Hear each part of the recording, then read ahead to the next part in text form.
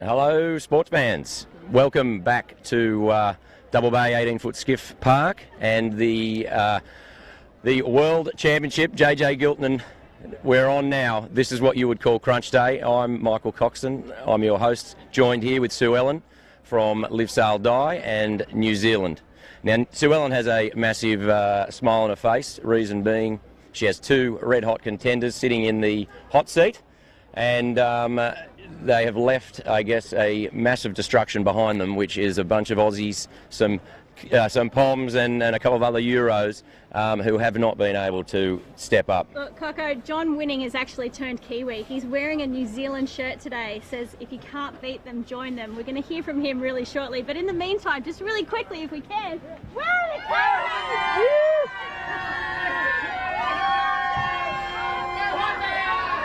So here we've got the mighty Proclaim, which is one of the ferries spectating out there today.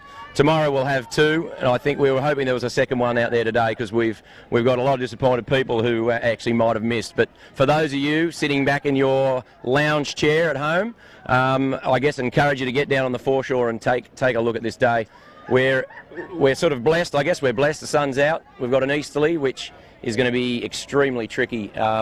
I guess if you were a Kiwi fighting for a title, a day like today isn't necessarily the best day you're looking for because it can get very fluky. You can either get it right or you can sometimes get it horribly wrong. But I'm sure, Sue Ellen, based on what's been happening. Yeah, look, the guys have been doing a lot of training in some fluky conditions back at home. And look, you've sailed on Auckland Harbour. You know that it can be testing at times. So I think local knowledge always helps, but Kiwis might have something up their sleeve today. Who knows? Still very early days.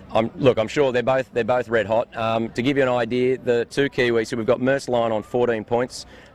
We have Honda Marine on 15, well in front. The next is Asko Appliances on 30 points. So there it's a battle of two. There's a battle for the victory, obviously for the World Championship, and then we're going to have a battle, what I see is for third place, which will be between Asko, Smeg, and also Keegan York's entry. And don't forget as well, we've also got Knight Frank, who is in 6th, and C-Tech, who is in 7th, also from New Zealand. So the four Kiwi teams are in the top 7 overall. Yeah, so look, I'd expect today things will change for sure, but best of luck to all the Kiwis. Now, Sue Ellen, you've interviewed a few people today, yep. John Winning being one of them. So how about we cross to that and talk to you later. Sounds great.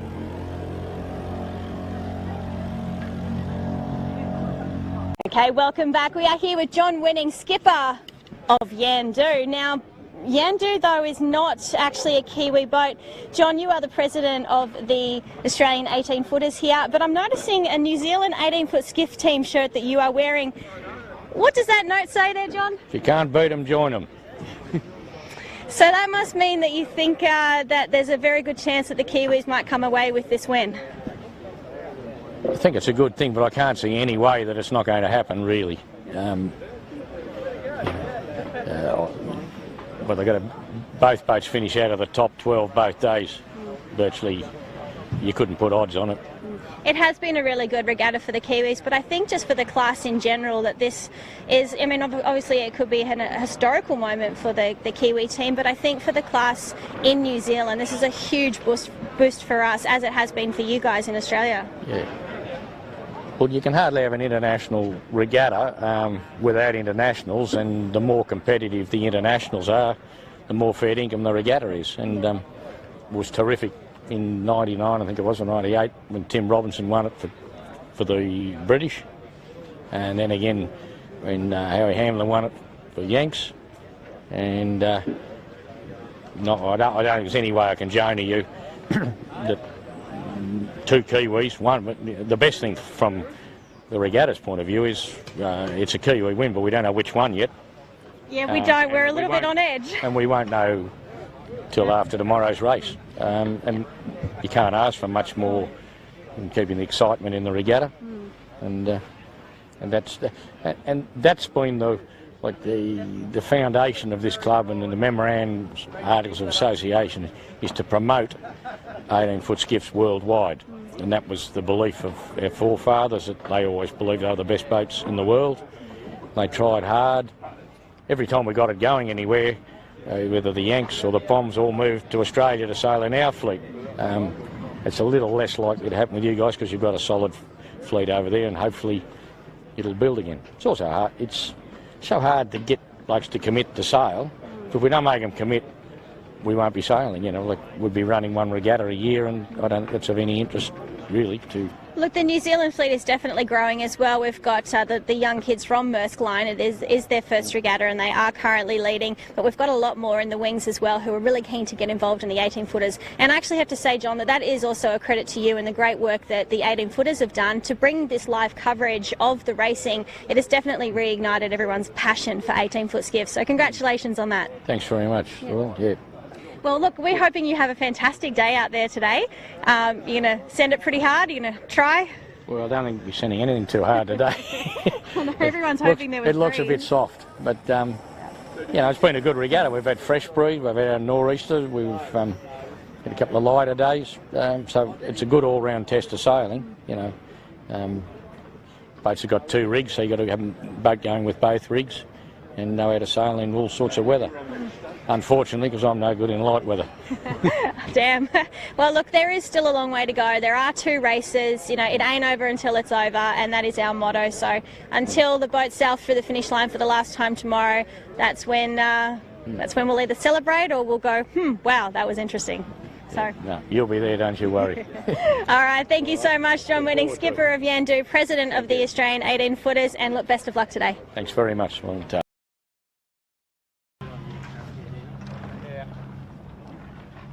So I'm here with Bridgie and Napo from Smeg. Boys, hasn't quite been your regatta. No. Not quite, but I tell you what, you showed your finesse last on Thursday, and with a 1 and a 2. Today is definitely your conditions. We usually see you up that pointy end, and a tricky, shifty Napo. This man here is one of the best at picking the shifts up into Rose Bay, along with Scott Babinator Babbage. I think he's already left the park already. So what are you going to do today? Just stay loose, try and win the next couple of races, and see how the cars play out. Pretty Napo. Yeah, just to try and a couple of good ones and aim for a podium. Beautiful. That's all we can do. And you got Deb and Paul, yep. long-term sponsors of the club. They've been sponsoring for probably close to 20 years now, I'd say. So today is sponsored by Smeg, which is great to see. And as we're just watching the Maersk Line go into the water here, one of the title contenders, Napo. It's a shame you're not going to be there tomorrow with them, but you never know what today might bring. No, they've sailed well, those boys. They've sailed really well, haven't they? What a surprise, what a turn up. Yeah. Like, I've only just come back down to the park today. I've been away this week, but to watching the results and the videos, it's like, yeah, no one saw the Maersk Line coming, put it that way. No. Good luck to them. Yeah, sure. Look, I might, thanks very much, boys. Wish you all the best, and I'm sure you'll go give it to them today. Thank you. No worries. Look, I might just throw over to an interview with Sue Ellen and the boys off Maersk Line. Going over to now. Okay, we are here for the second last day of racing here for the JJ Giltinan, and we are here with Maersk Line, who are currently leading the regatta. 14 points. Pretty good going into the last 2 days. How are you guys feeling? Yeah, feeling pretty good. It's pretty light out there today, so anything can happen. It'll be pretty shifty, and hopefully just get around the course at this front. So let's just take a big deep breath and relax. We've got 2 races to go. We've got Kiwis 1, 2. Kind of no mistakes, open mind going into it. Hoff? Yeah, we just got to get a solid result today. If we get anything, inside the top 10, we'd be happy. Really consolidate our place. But also, we want to try and beat Honda as well overall. So I'm wearing the Honda hat. Be careful. Oh, but good. Well done. So look, I mean, we are going into the last 2 days as a Kiwi team, pretty chilled and pretty relaxed. Jack, you're probably the most relaxed sailor I've ever come across. How are you feeling? I don't know, pretty relaxing, I suppose. Yeah, no, all good. Give it a shot today, keep the pressure on the other guys and just see what happens, see who cracks first.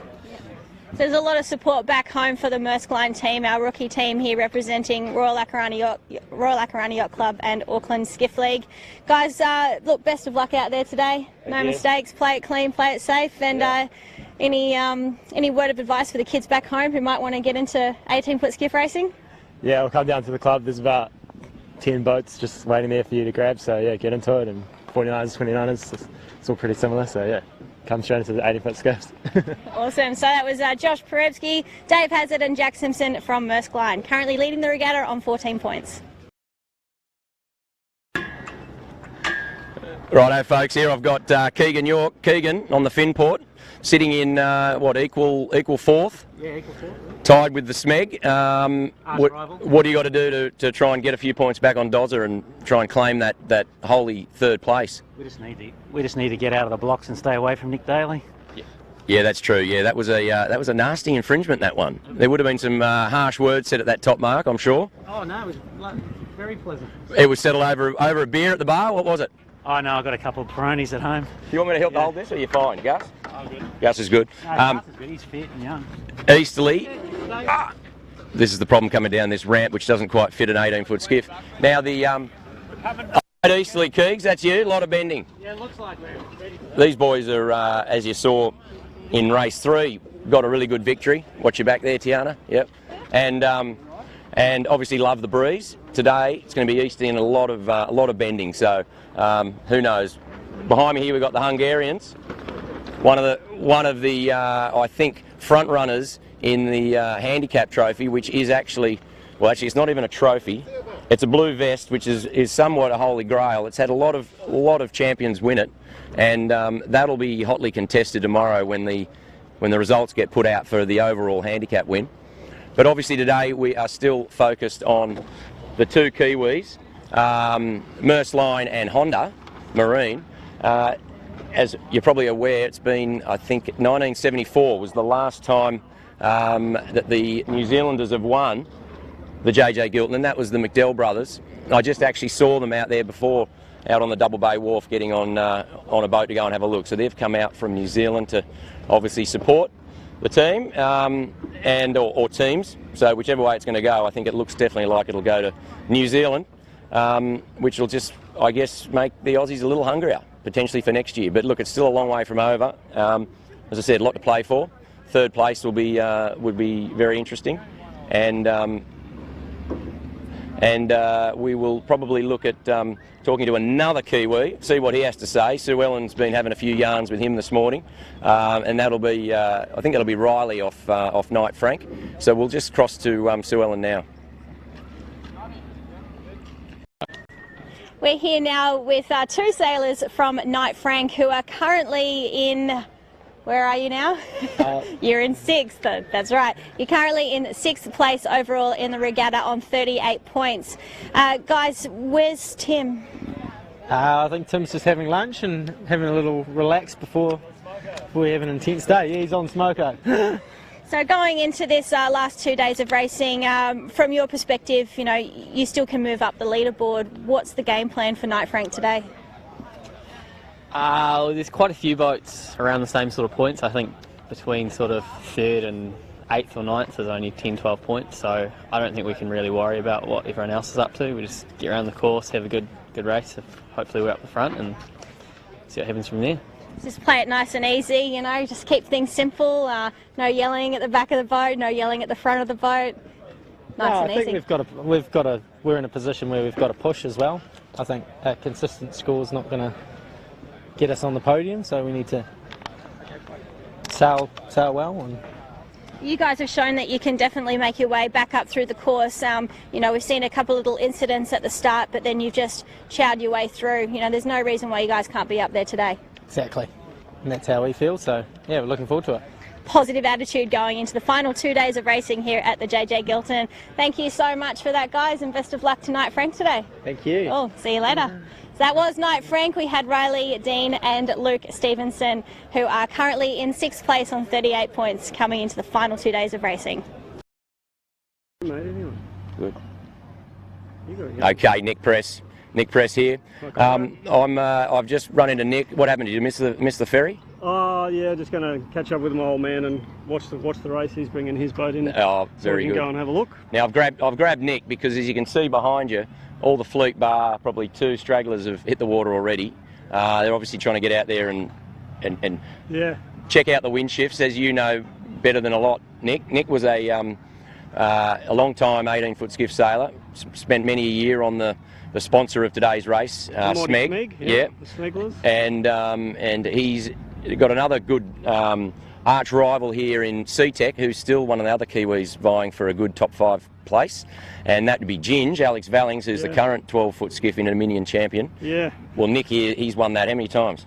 Couple. I reckon he'd probably have half a dozen at least. But he stepped off the 18s and went back to the little boats. Yeah. How do you find that? How's the fitness? It's very different. You've got to be pretty nimble on the little boats, and I found it a bit easier to steer the 18, to be honest, because I had 2 other people to do all the work. Yeah, and a bit more of a platform to get to. Yeah, exactly. I do miss the racing in the 18s. This week's been amazing. I haven't done a lot of work at work. Just had the live stream on. I know, it's good and brilliant. Yeah, fantastic. Thanks to John O'Witty and Aero Media and the Marcus Ashley.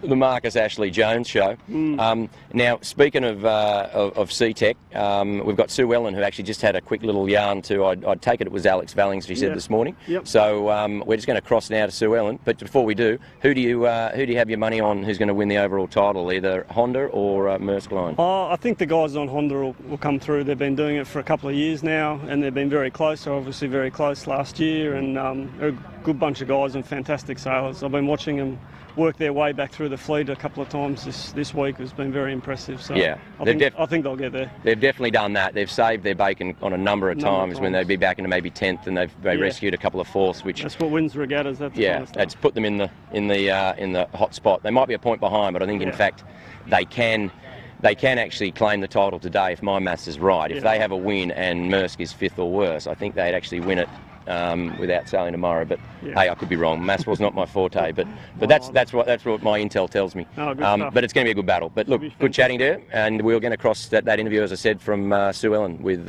C-Tech.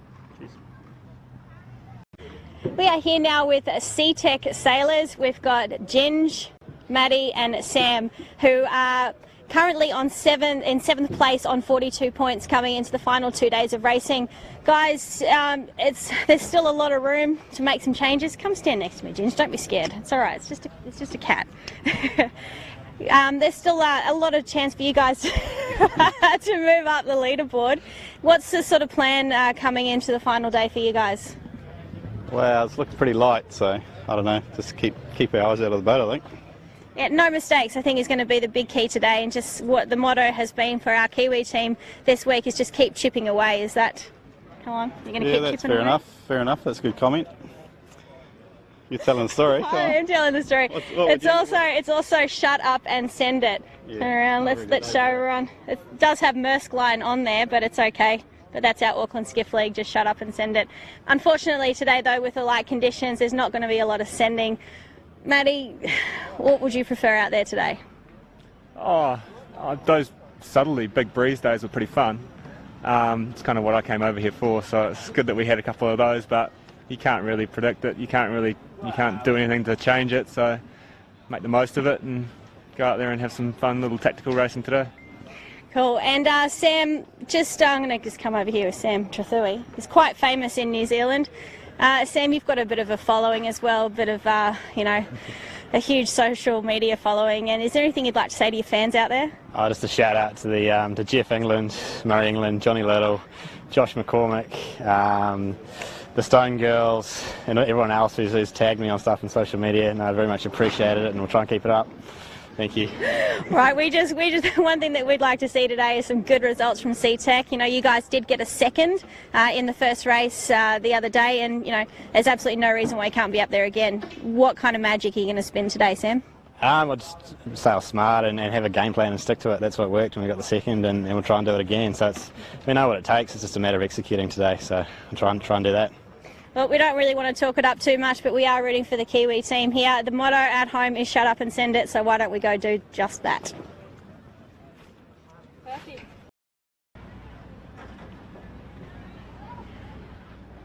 So we've just got in shot here, Quality Marine Clothing, just trying to get underneath the lee of this ferry, which is often the perils of getting out of Double Bay. And just here, we've got Jack Spragg on the mighty Dalzotto. fantastic sponsor, Dalzotto, and the disadvantage of, or one of the major things to get the week before the JJ is the park draw. Now, unfortunately for Jack, he got the worst ticket, and so he's the furthest in the park, hence why he's the last to hit the water. So somewhat he is a little bit disadvantaged, but it's the luck of the draw, pulled out of a hat, but the boys don't seem to be too phased. So as you can see here now, Azza on Quality Marine Clothing is just trying to kiss the good Charlotte. And once again, yeah, getting out of Double Bay, not an easy thing. Now, I'm standing in the Double Bay Sailing Club, which is adjacent to the Australian 18-footer club next door. And the Double Bay serves as a great assistance to our club by, we've got a lot of volunteers here. We've got Paul, Shirley and Andrea in the kitchen. You can't see them, but they are back there. There's Paul. Paul in the red vest, he gets a little shy sometimes, but he is the radio man. If ever there's any incident, he listens intently on the VHF, and he always reports back, or if anything has to happen, he goes back to the club. There's Andrea. Now, these volunteers make the sandwiches for these fit young sailors, and because where we're located, they call it Double Bay, double pay. And then basically what we'll do is we're going to go to an interview now. We're being cut short here. We're going to go to James Doran, who currently in third on Asko. It's his 30th birthday today, so he's got a heap of friends down on the ferry. So a lot of guys out here supporting him. Now, Sue Ellen's had a chat to him. We'll see what he has to say for the day, but he's lying in third spot. Over to you, Sue Ellen. 30-30. Alrighty, we are here with skipper James Doran from Asko, and James, today is not just about racing for you. Happy 30th birthday. Thanks, Sue Ellen. Yep. It's 30. I'm in my dirty 30s now, and yeah, I don't know what to say. Bring it on. Well, you know, like to cop off a perfect 30th birthday would be a win in the race today. Do you think you could actually pull that off? I think there's a few bets being put on the Doro today. I don't know. I hope to. I'd love to win a race, and to do it today would be a nice sweetener to my birthday. So maybe I have to go and have a chat with those Kiwis and say, go a little easy on the Doro today. And yeah, look, I'm sorry, that's not going to happen. No, I'm sorry, the Kiwis are not going to go easy on you today, that's for sure. Look, you talk about, you know, today being a bit sweet. There's been a lot of birthday cakes and Mars bar slices and all sorts of things. Do you think that might actually weigh you down today?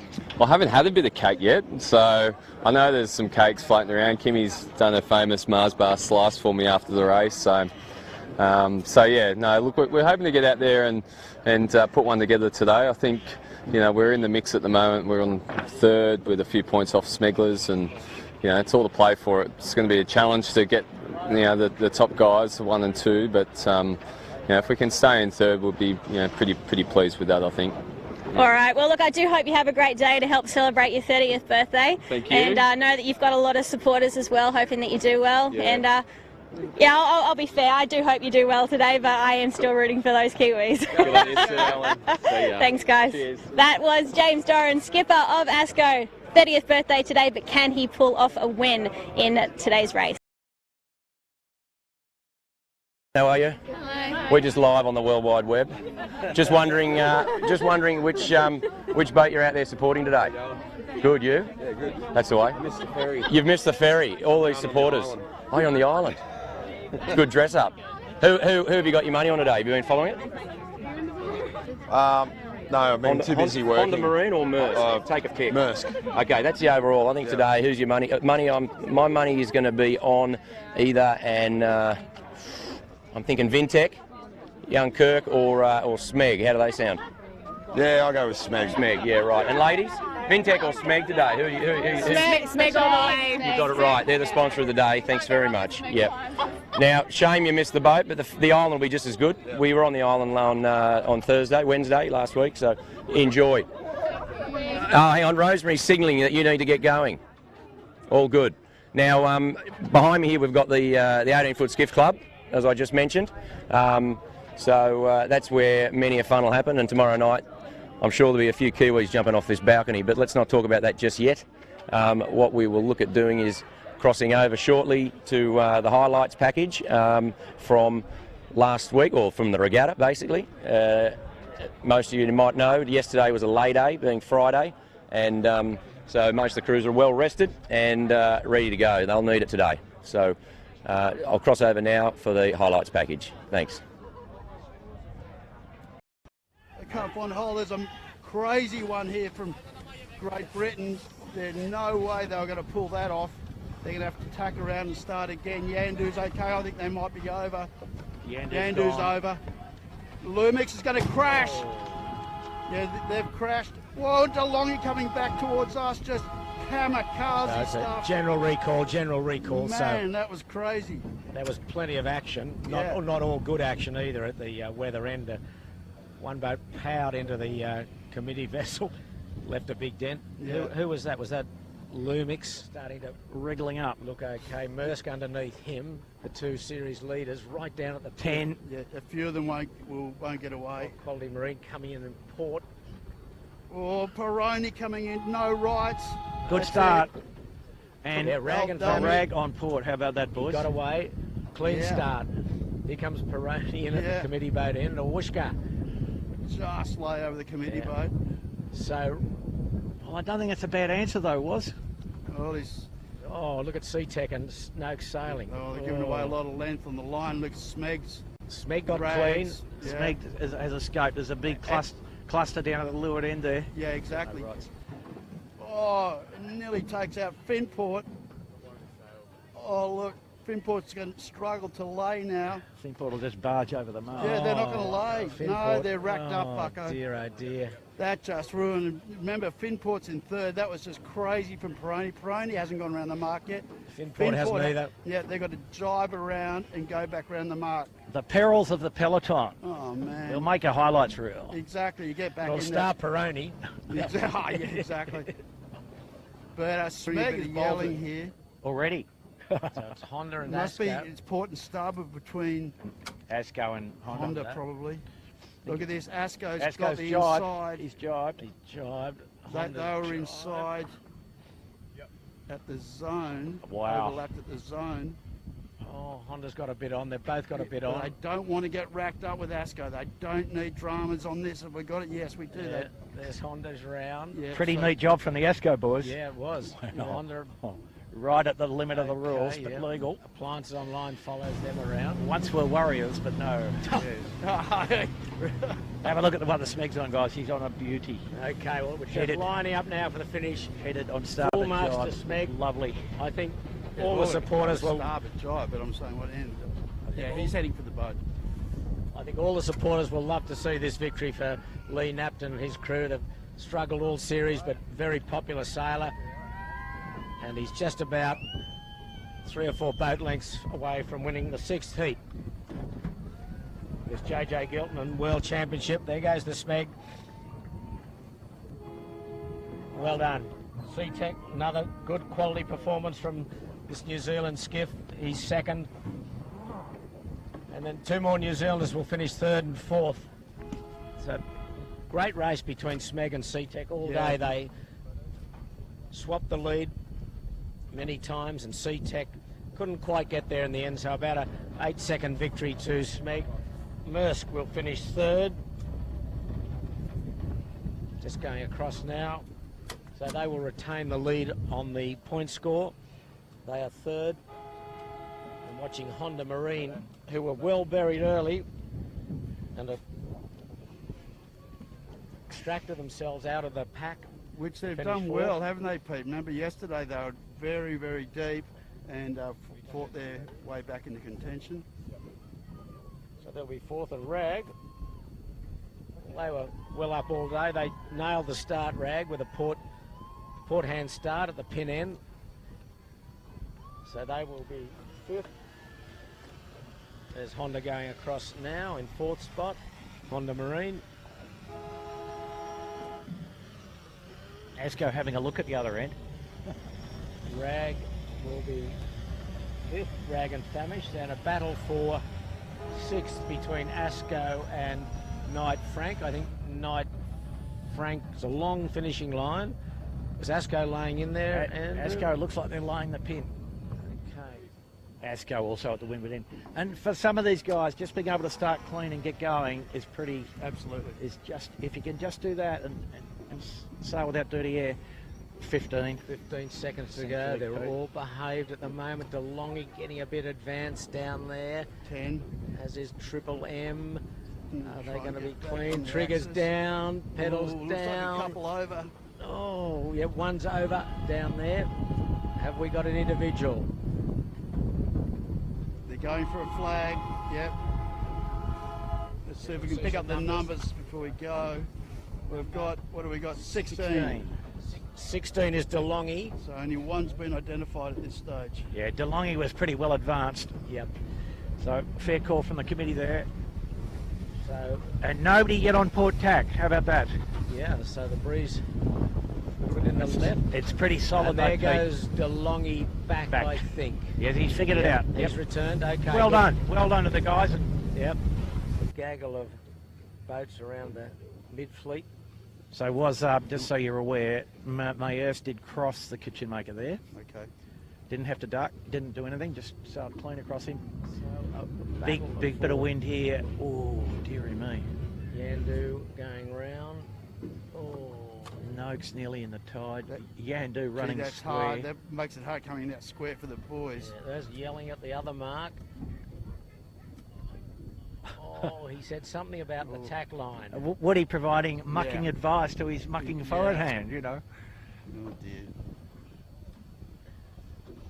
Here comes DeLonghi. Where's Peroni for some? Oh, here comes Peroni. We should stay. We can stay on Peroni. Get out of the way? Get out of the way, was. Here he This comes is gonna barreling be- in. Look at Okay, this, look at anything. this, This could be anything. Stick with him, boys. Here's What are Peroni. they going What's to he- do here? Oh, Drive. Whoa, way left and drop miles too late. Don't Gone. worry about the spinning up. Let's stick with it, boys. Oh, Pretty good effort, yeah, though. he did. Yeah. Johnny Walton is a miracle. Way down the run, Pete. Your call this Well, run. Honda, look, this Honda's doing turns. Honda's doing turns. Okay, he did a penalty turn. Maybe But- something's happened with Dalzotto. I think that's what he's imagining. Okay. Geez, they that's- like hitting that mark. Oh, Asko, and look, Asko. it's so dangerous. Asko, he's They've not good hooked at the the mark. corners now. He's done. They've He's done done this before. Oh, They've he's hooked done the this mark before. up. They're in the tide. Yeah. No. Oh, they're freed. They're freed themselves. Miracle. Now, just remember, you can hit the mark in 80-foot skiff racing. So you don't have to reround or anything like that. You just carry on. Honda coming in now. Very close to him. There's Smeg with the red spinnaker. Discount the black spinnaker. There's another red spinnaker, which is Asko, and the white spinnaker is Maersk. And here in the foreground is the race leader, Honda, laying down to the finish now. Both boats have got to do a little okay, jive. here goes Smeg. He's jiving. Maersk is headed in a beautiful puff. Yeah, he goes Smeg coming across on starboard. It's very tight. Smeg's got the bow down. Swing it out, boys. Dalzotto has right. Oh, jeez. Maersk has to. No, Smeg's got to get there. Yep, Smeg's Smeg's gonna be across there. him. Good job, Lee. Well, Mercy, the only thing they can do is have a look at a I jive. told you that was the way to go, Andrew. Yeah, right on. Okay, Honda will get there. Honda Yep. first, Smeg second. Okay, well Okay. done. Good comeback from Smeg. So they put it. That puts the boat between Honda and Maersk. What a titanic battle these two are having in the points. So that means they're tied up, Yes, and Asko's thundering in fourth. And Maersk is 1 point ahead with a drop. Wow. Okay, Maersk third, Asko fourth.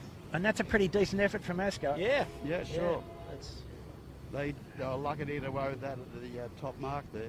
That was a near disaster. Yeah, they're just hot and cold though, the poor Asko boys. Kitchen Maker will be next. So another exciting day of racing. Kitchen Maker and then a long gap to Appliances Online and Knight Frank. Kitchen Maker fifth. He's across. Good breeze.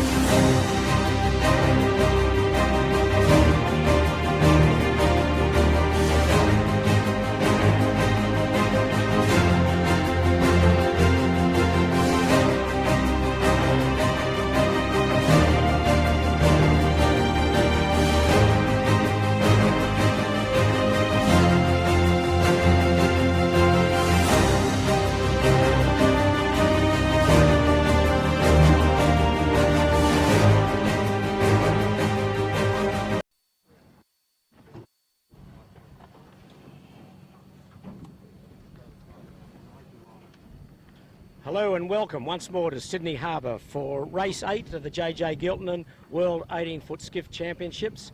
And we've got a mixed day. There's a little bit of cloud and not much wind, and the starters are having difficulty getting a course laid because the breeze has been flicking really from anywhere from east-southeast to east-northeast, and they tried to set up for an easterly course, but they've abandoned that and they're now looking perhaps at a northeasterly course. But so the signals are just going up, and that is the number 1 course, which is the northeasterly course. I'm Peter Shipway, and joining me today, as usual, Warwick Rookland, but not as usual, Steve Quigley's with us. Andrew Buckland's having a sickie, and Steve, we're delighted to have him aboard today, a former world champion himself. So we'll say hello to those boys. We'll get a quick overview of how they see the day panning out, and then we'll quickly run through the point score because it's very tight at the top. The 2 New Zealand skiffs doing a terrific job. And I'm sure that by tomorrow, at the end of the series, race 9, I think, and in all probability, it'll be New Zealand 1 and 2. It's just which order they will be in, and giving New Zealand their first victory in this championship for 44 long years. So firstly, to Steve Quigley. Steve, good afternoon to you, and how are you seeing the weather, the course and the conditions? Good afternoon, Peter, and good afternoon, viewers. Well, the weather, I guess I'll attempt to stand in for Bucko and describe the overall forecast. Look, we've got an intense low southeast of Vanuatu and Noumea, and you might well ask, well, why is that important to us? And it's important because it's directing a southeast flow up the entire east coast of Australia, and we're just on the periphery of where the southeast flow is starting to rotate, and instead of heading up the coast, it's going down the coast. So the breeze is currently transitioning from an east-southeast phase into an east-northeast phase. So I'm really expecting it to continue to go left, but it could go right. I think it'll be extremely difficult day today, and I wish all the sailors the best of luck, and I'm kind of glad I'm not out there. Yes, it's going to be one of those tricky days, which you've seen the last 2 heats where we had a lot of wind to begin with and then quite light for the last 2 days of racing. So Warwick, bring you in once more. Looks like the nor'easter number 1 course is set. Just give us your thoughts. Starting lines in a little bit of a different area for this start today of race 8. Thanks, Pete. Yeah, I'm with Quigs, or we're all in agreement. That is going to be a very difficult day for the tacticians on board these boats. I mean, and plus very chopped up air from all the other yacht fleets and sailing clubs out here. Saturday's the most popular day for club racing on Sydney Harbour, so it's going to make for very tricky conditions, and I think we could see a few surprises perhaps in the results. The as you said, course 1, nor'east course, and it says the vicinity of Clark Island. Normally we're set up on the eastern side, but to try and get a truer beats in, they've moved the committee vessel west of Clark Island, so they'll start down here, head up the harbour up north to the Bishoboy, and do a run to Shark Island, run down to Clark Island, up to the Bishoboy again, and then a sausage straight run back. And I can just let you know that we've gone AP, there's been a postponement, and then up to the top, around Shark Island again, and finish at Clark Island. That's if we stick with the number 1 course. Okay, yes. Breeze is anywhere between 5 and 8 knots, I guess, and not seeing much more at the moment, Steve, are we? No, we're not, Pete.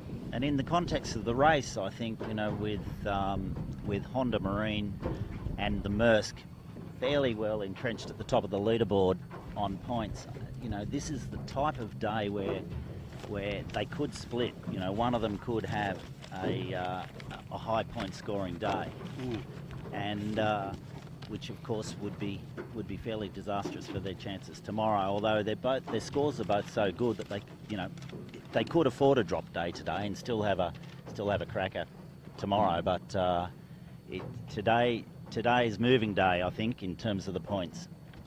Yeah, well, while we're talking points, let's go through them. We've got a delay on the start, as Warwick mentioned, and we'll just run through the points. It's very interesting at the top, that's for sure. So we've had 7 races. There'll be 9 races in all, 1 today and 1 tomorrow. So after 7 races, you've dropped your worst performance, so the drop is in play. At first, we've got Maersk Line from New Zealand on 14 points. Honda Marine, also from New Zealand, is second on 15 points. So only 1 point splits those, and then a long gap to Asko Appliances on third with 30 points. Smeg 4 on 37, equal with Finport, also on 37. And Knight Frank, another New Zealander, 6th on 38. So the top 6, well, the top 2 are really clear, and then the next 4, it's a battle really for third. C-Tech is 7th, Appliances Online 8th, Harkin from the United States is 9th, Vintech 10, Yandu 11, The Kitchen Maker 12, Rag and Famish 13th, Peroni 14, 15 Triple M, DeLonghi 16, Lumix 17, 18 is Ilve, 19 Quality Marine Clothing. The Time Genie from the United Kingdom is 20th, and they had a second in race 5, which was a tremendous fillip for those guys. Dalzotto 21, Noakes Sailing 22, then the Germans in Kaltenberg Knight on 23, B-Light from Hungary 24, and Low Energy Design Lead from the United Kingdom rounded out in 25th place. So all to play for at the top of the leaderboard. You'd have to say that you think first and second will be fought out between Maersk and Honda Marine, and then a really good battle for third. Anyone, Asko, Smeg, Finport, Knight Frank, C-Tech, or even Appliances Online could come into play there. But at the moment, for Heat 8, we're on delay, on postponement. The harbour still filled with a lot of Saturday racing craft. There's a big warship moored up off Steel Point in the Rose Bay area. And the fleet of 18 is just milling around the start while we're trying to get a line laid, and then also a course set, and then we'll be off. But at the moment, there's not much action at all and not much breeze. So, Steve, I won't put you on the spot, but I will. Just give Fire away. Fire away. Okay, give us this tricky conditions. Give us your top 3 for a finish today. Oh, gee. Thought you were going to ask me something else. We'll talk about something else if you want. But that's like winning the lottery. Well, yeah. You don't get any prizes, but have a go. Okay. Well, look, it's very hard to go past the top 2 for the top 3, if you know what I mean. I really like the way Maersk have been sailing this week. They've been sailing very intelligently. They appear to have adapted extremely well to the vagaries of Sydney Harbour. You know, for a young team that have come in and have taken on the best 18-foot skiff sailors in the world on Sydney Harbour their first time, you know, you can only assume that they will continue to do well. I think Dave McDiarmid's team on Honda Marine have been doing an equally good job in tricky conditions, and they've been here 3 or 4 times before, so you know they're fairly well versed in it. So I'd put the obvious 2 in the top 2. And I think I probably like the look of Triple M, and I also like the look of the Rag. I'm sort of picking the small guys with the big sails, and I think, you know, for third, there's been quite a lot of mixing top of the fleet, so I would pick either the Triple M or the Rag. Okay, Warwick, we've got the AP down, so quickly your top 3. Oh, look, you know, I would agree with Quigs on the 2 Kiwi boats, and I'd throw Smeg in there. I don't think their scorecard reflects where they should be, to be honest. You know, they had bad luck by going down the mine in the wake of a corporate boat one day. They got caught out by a cargo ship one day. Huge wind shift on that day. We had the 2 windward lewards where they were up there with Honda, and the 4 minutes. breeze just turned upside down. That's 5, guys. And breeze just turned upside down, and they just never recovered. So yeah, I think they're better than what their scorecard has done. Trying to get a transit on this line. What do you think, Quigs? I think the wharf at the zoo. Yeah, a little bit. And also too, maybe a slight bias to the pin. Yep. But it's going to get pretty funky. Yeah. I think it's one of those days, where it's left on the left and right on the right, and in the middle it's going to be no man's land. Yes. So coming up to 4 minutes, we're under starters' orders, and not much wind at all. Probably east northeast at 5 to 8 knots, and quite shifty, quite tricky. And the start on the northeast course is to the northwest of Clark Island. 4 minutes to go. The Blue Peter just being raised on the committee vessel. A lot of spectators out today watching this penultimate heat. The spectator ferry is absolutely chock-a-block, and there's going to be 2 ferries tomorrow to see the conclusion of this wonderful series that has really been dominated consistently by the top 2 New Zealand boats, and really all 4 New Zealand boats have stamped their mark on this regatta. So we've got about, just time-wise, okay, and just looking back at the starting boat now, and there's the starting boat, the Ripple side, and the fleet tide is coming in, but it's not a great flow of tide, so it'll be right to left on your screen on the starting line, so it'll be somewhat holding them back, but as I said, not a huge tidal flow, so but it'll come into consideration at some stage, no doubt, for the fleet. And boy, it's light, Steve. Oh, it is, Pete. It's all of a sudden it's died out a little bit, and there's an awful amount of chop on the harbour immediately to windward of the start line, and I think the challenge for the crews now is going to be to if you start at the pin, where do you go? Do you go under Bradley's? And not a lot of pressure over there. I can see a nice little left-hander up the yacht going out of Bradley's, and there's also pressure coming out of the right. There's, again, like us forecast, it's right in the right and left in the left. So I think it's going to be a very tough day. And Pete, it'd be remiss to mention, not to mention that Smeg are the sponsor of the day, and it's the Big Kite Memorial Trophy today. And we've got our supporters of Zurich on the JBW today. Yeah, all great supporters of 18-foot racing, and Big Kite, of course, was a wonderful skiff sailor who was taken from us way too long ago, and at a very young age, so we still remember him. And we're just now with that time to go of about 140, Pete. 140, so we'll hear the 1 minute hooter go, and then it's line up, dial up, foot down, and get ready for the start. And it's very tricky. We just can't emphasise that enough. There's a fair bit of cloud cover coming out from the east-southeast, and breezes, as the boys have mentioned, very fluky both in direction and in strength for this 8th race of the JJ Giltinan World 18-foot skiff titles.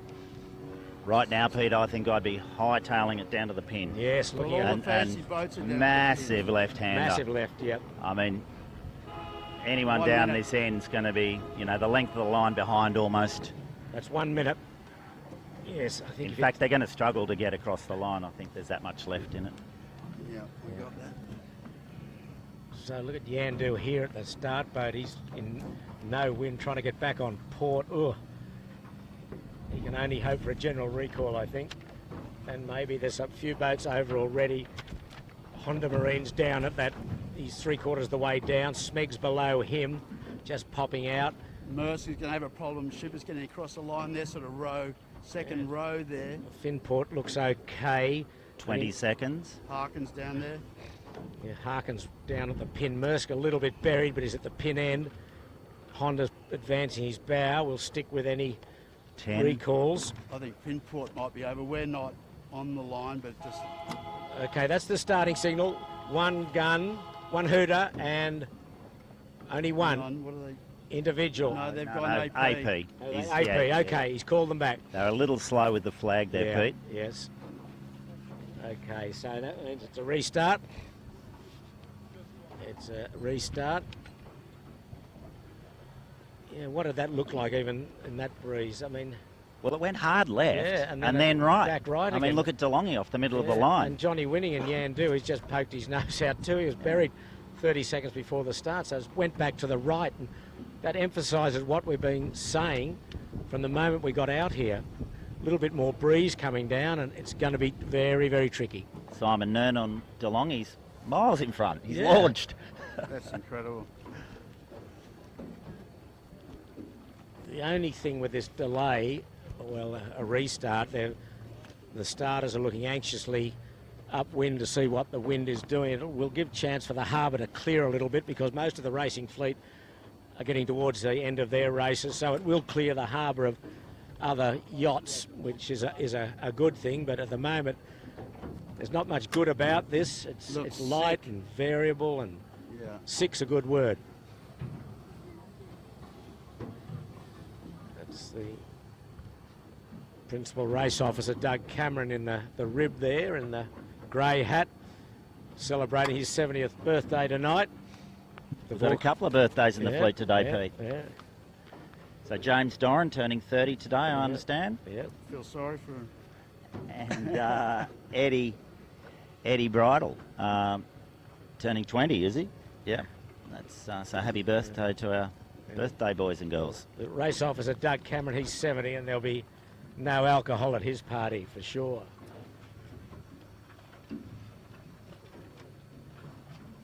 So there's the spectator ferry. Once again, full to capacity with spectators, young and old, who are just out to watch this great series of 18-foot skiff racing. Again, the breeze has gone lighter still. I mean, looking upwind, it's awful. It's light and right, Pete. Yeah. It's going to be more cloud coming over here, Steve, from the east or southeast. It's going to affect things, but just looking up harbour by about a kilometre or so, it's very light, but quite left up there. It's going to be some big splits. Yeah, there are, and as I said, in the context of the race, I think there's potential for some big scores today. So we're still on postponement. They don't look like they're in any rush, the race committee I'm referring to. I think they would like to see this settle down a lot more, given the importance of all this. And I think we've got the follow... What's that? The blue and white checkered, is that the follow me Correct. flag?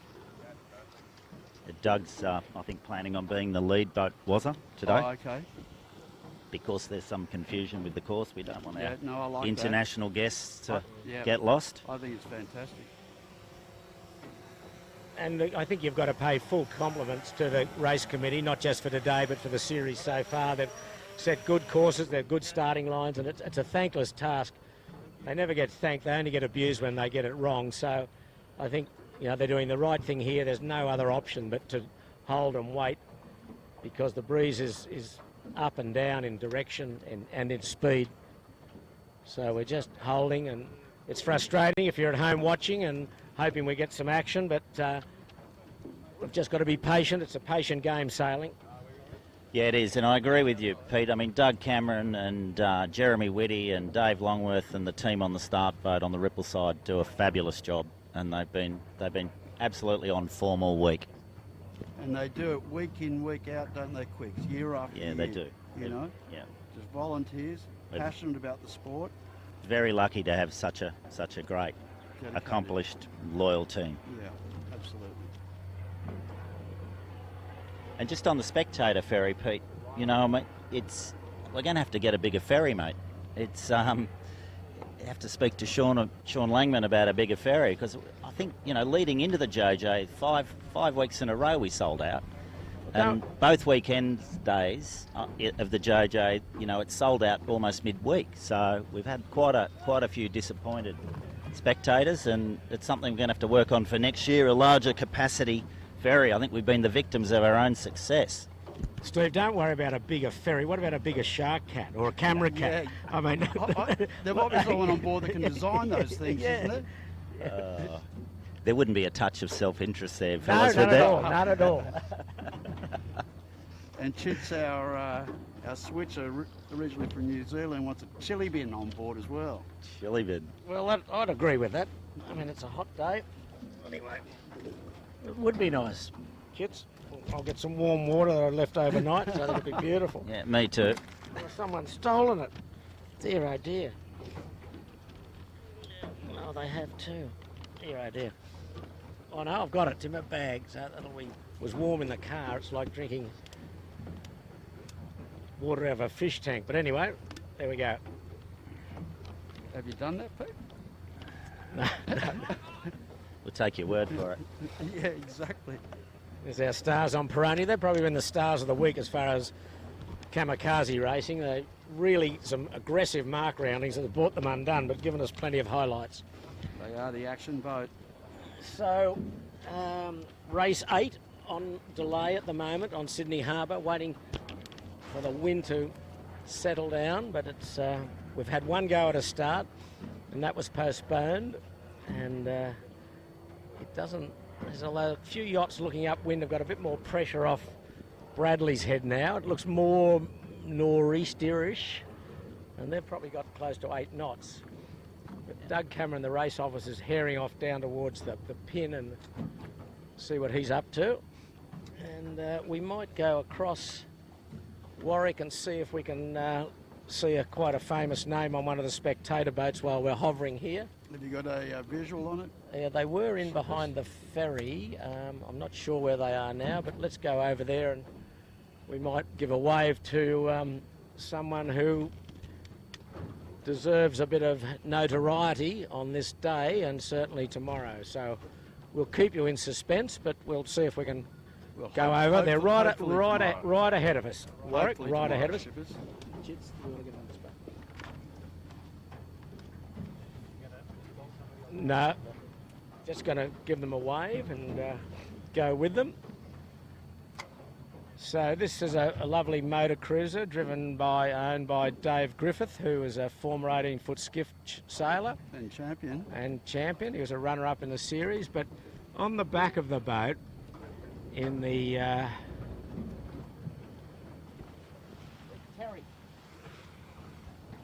That man waving there is Kim McDell, and in the back sitting down is Terry McDell. They won the last New Zealanders to win the title in 1974 on Travelodge, New Zealand. They're over for the weekend. In the middle's Jay Harrison, who sailed with Dave Griffith on the 18-footers, but the man sitting down on the right, Terry McDell, and his brother Kim, along with Peter Brook on Travelodge, New Zealand, won the title in 1974, the last New Zealanders. And I'm afraid we're not going to be able to say that tomorrow afternoon around 4 o'clock because it's almost certain that one of the two New Zealanders, Maersk Line or Honda Marine, will be the victors. So they're the boys. There's Terry waving now, Kim waving. Great to see them out here. And we'll have an interview with those boys tomorrow on their feelings of 44 years ago. And ship is the first time, if nothing doesn't blow up today and tomorrow, that the New Zealanders will win the JJ Giltinan Worlds on Sydney Harbour. Yeah, remarkable really, but records are there to be broken, and so be it. Now I'm just hearing a horn. AP down. AP's down, so we've got 1 minute to the 5-minute warning signal, so we'll get back into the starting area. So great, as I said, to see Terry and Kim over from New Zealand, and we've got coming up to about 5 minutes to go to the start. The second attempt to get race 8 underway. Breeze, what are we seeing, Steve, at the moment? It's still much the same, isn't it? Yeah, I think it's slightly back in the right again, Pete. So 6 to 8 knots. I think there's promise of a bit more breeze up the harbour, but I think we're back in a right-hand phase. I'm a little concerned now on the northeast course that it could be dominated by starboard tack. You know, there's not a lot of port hand in it now, so if we're looking at these yinglings going up the course, you know, by rights we'd be on the easterly course at the moment. Yeah, it's hard. Oh, and as I look at the boat, he does have a 2 up. Yes, so it is. So the starter's all over it. So it is the number 2 course. It's been changed from the number 1 course to the number 2 course now, So Warwick. that's the east course, Pete. Yep. So, same starting area, northwest of Clark Island. yeah, but in the course, they've got leniency on this. It normally starts at Robertson Point, but we're starting on the other side of the harbour here. So we'll. And I think that's a good move, was it? Because squares it up. Yeah, does. And it gets the show rolling. It would take another 20 minutes to reset. Yeah, I copy. I agree. And so it'll be a beat up into Rose Bay, and then a run down to Clark Island, basically where we are. Yep. And then it'll be a starboard tack downhill run to Carrabba Point, down towards Kirribilli, back up into Rose Bay, a long, very tricky beat, and then straight back down to Kirribilli. Sorry, just getting the watch. And 4 then minutes. up to Rose Bay again, and then the finish down approximately where we are now. So good call by the race committee, we all think, on board the camera cat.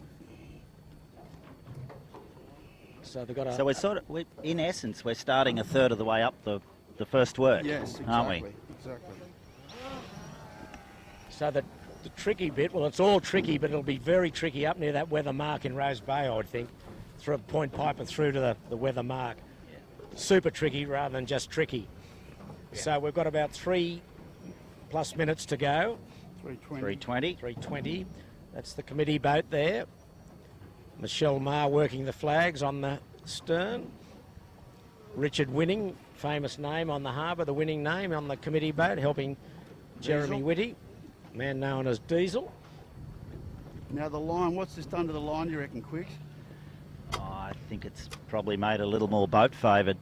I saw Dougie down the other end. I think he may have dragged the pin a little bit forward, but you'd have to naturally assume the breeze has gone right. It'll tend to favour the boat end, so we might expect that there's quite a crowd up this end. Looks like to me there's more pressure in the left. It's still a bit of the nor'easter in the left and sort of light, funky east in the right. Yeah, and even a bit of southeast. Good breeze coming, out of the southeast, if you like. As I stand up on the cat and have a look. Yeah. I think it's definitely gone back to the right at the moment. So let's hope that it stays there for the duration of the race and we don't get too many big lefties. Yeah. About 2:12. I think I'm about a second out, Pete. I'll get it on the 1 minute signal. So, as Quiggs was alluding to, a lot more boats hanging around the boat end this time. Pressure's the key here. Absolutely, pressure is king for sure. Just breezes easterly at about 5 knots, maybe up the course could be up to 7 or 8. Yeah, definitely we're in the lightest part. We're very light here. I think there's a little more, Pete. I think there's 10 or 11 up there. Okay, it looks up just in front of that orange spinnaker. Yeah. I think that once they get started, they'll be okay. And that's about 500 metres dead upwind from where we are. Quiggs was talking about. A lot of lasers up there and quite a bit of traffic, but so down towards the pin end we have Smeg. At the windward end, one of the smarter boats on the course, the Kitchen Maker is up towards the... And Maersk, one of the favourites. Is there Hondas in the gaggle? Okay, 1 minute. Vintech in early, was her? Yeah, they're going to have to put the hammer down across all of these boats. It's going to be, could be messy in this bunch with Kitchen Maker, Asko locked out, Ilve, DeLonghi, Honda Marine, Knights, Frank, Harkin. Gee whiz. Time Genie in early, he can't live there. And look at the action, Quiggs, on Maersk. This is real classic 49er stuff, where they have the capacity, these younger guys now, to hold the boat right off the line. Ilve's flopped onto starboard, port, push the Kitchen Maker around. This could be carnage here. And right at the pin, Smeg. Oh, come on, Ilve, you can't. Oh, don't take out Maersk. Maersk, they've cooked Maersk. No, now they're okay. We didn't need that. 12 seconds, 11 seconds. 5.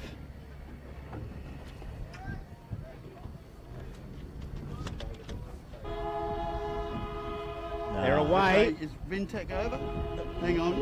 One hooter. Let's see. Two hooters. General recall. Sorry, Pete. I'm happy about that because there was a mess up at the windward end, and the Rag, Ilvy, Kitchen Maker and Mersk really, were retarded there by their little hookup. So Yeah. But Mersk ended up getting off all right. yeah, they did. They were the only one of the three that the others still haven't crossed the line. So the fleet are staying on as though some of them are just checking their speed, I guess, in the wind direction. But I agree with you, Wazza. The Mersk did a sensational job there. Yeah. They parked at the windward end and created a little spot underneath themselves. Sat there for ages. They sat there for ages, and despite getting a little nudge, they didn't let it put them off. And other than Jordan Gertis on the Lumix, I think you'd suggest they've won the start there. Yeah. Just repeating it, general recall, so the fleet will come back and start for the third time. Not a bad breeze here. It's we're just 100 or so metres upwind of the starting line. It's plenty of pressure. You can see all the skiffs that are just staying to check their trim and direction. They're all on 3 strings. They're starting to bail out now and go back. So we'll try again for the third time. Interestingly, Pete, Honda, I don't think got the best of starts there. I think they were. No, they were fairly buried. Yeah. So I'll get out a jail card for them. Okay, well, it's tricky and it's hard for starters, the yachts and the spectators. We've just got to be patient, as we said, and have another go at it. So the general recall means there was really too many boats over for them to individually identify them.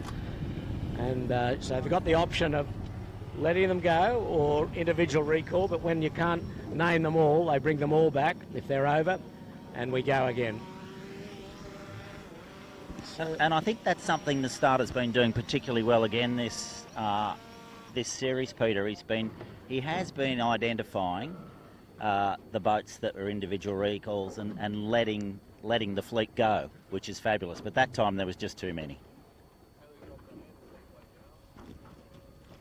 Yes, indeed. So they're all running back now, and quite choppy this water. There's a lot of spectators and yachts around, but hopefully by the time this race gets underway, it'll starting to be clear, the water. But looking up into Rose Bay where the weather mark is, a lot of lasers and smaller skiffs, which won't be too inconvenient to the fleet. Most of the larger yachts have already gone back to the bar. Their racing's over for the day. We're going to start off Clark Island. Those that know Sydney Harbour, and the first beat, the easterly course up the weather mark up in Rose Bay. Light air, 5 knots at times, maybe up to 8 or 9 at best, but nothing more. It's still big holes in the breeze, Pete. It's if anything, it's looking more tricky as the afternoon goes on. The only good thing about the delay is that, as you said before, the harbour is clearing, so there's more lanes as you head upwind, less traffic, which will make it slightly easier for the cruise.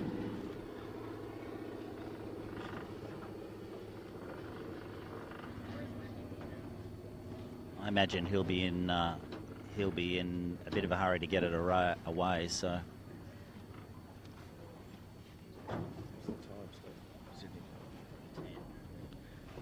Okay, so it's 3:10 summertime in Sydney and 5:10 in New Zealand. We know we've got a lot of friends over there that are watching this regatta. I think they had their import Volvo race today, and the Volvo fleet leave next weekend. I think it's Sunday, bound for Brazil around Cape Horn.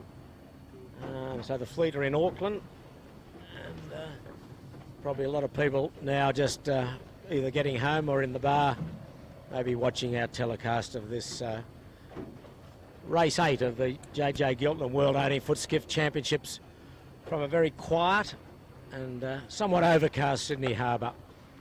And we've got a few 18-foot skiff sailors in that fleet, Pete, haven't we? We've got Chris Nicholson on the Asko Nobel, of course David Witt on the scallywag. Not sure if Marcus has did the import today, and Benny Piggott, who's done a bit of sailing at the 18. So best of luck to all of our 18-foot skiff sailors in the next leg. Indeed, one of the most, grueling or dangerous passages of the whole event. A lot of ocean out there and not much help. And they've got to go around Cape Horn and then before heading north to the warmer climates. But anyway, it's warm on Sydney Harbour and not much breeze. Sequence. And we're in sequence. I didn't get the 5, I'll attempt to get the 4. So the warning flag is up, so we're coming up to the 4-minute flag. And we'll have another go, the third attempt to get race 8 underway. And we're standing by. There's the spectator ferry, there's the committee boat, the Ripple side. And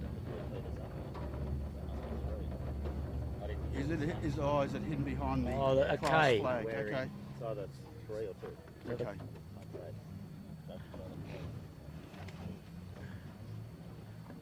It's always tricky when they raise them at the same height. So we were just a bit upwind and we missed the actual 4-minute flag going up. However, so we know... Warwick. So we'll give you the 1 minute to go. The fleet, the harbour relatively clear upwind now, Steve, as you said. It is. There's a bit more pressure coming down, quite high on starboard, a couple of yachts off Bradley's Head, so it looks as though it's the right course. And for the moment, and standing by for the 1 minute gun, race 8, third attempt to get them away. No, that's a black flag, boys. Okay, is that the black flag? It's a black flag start. Okay, talk us through that, Steve. Blue, Peter. Talk us through the black flag, Steve. The black flag basically means that if you're over the line or the extensions of the line in the last minute, unfortunately your day's over. Yeah. It's back to the showers. So that will absolutely mean that the cruise will be conservative. You've got to be a good boy, because it could ruin your day right at the start. Absolutely, and you can see already that they're all racked up, but they're well back from the line. There's definitely an element of caution being applied here. So what's the rack up? We've got Honda Marine stuck under Quality Marine Clothing and Kitchen Maker at the moment. Harkin's got not a bad little spot set up for themselves. Noakes and Smeg Hang on. down the pin. Okay. Black flag down, 1 minute to go. And I'm sure they've all seen that black flag. You just don't want to get over and be identified, or else it's good night, nurse.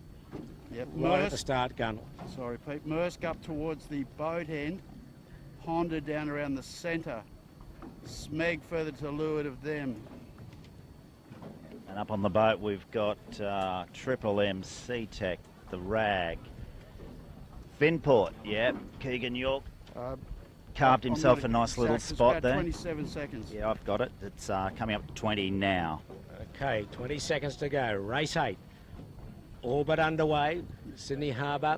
15. Yep, all well back. And good breeze starting to come down, which is good. 10. Big dip in the mid sector of the line. Okay, pedal down. 5. They're going. Oh, Asko's got buried. He's had a shocker, Asko. They're away.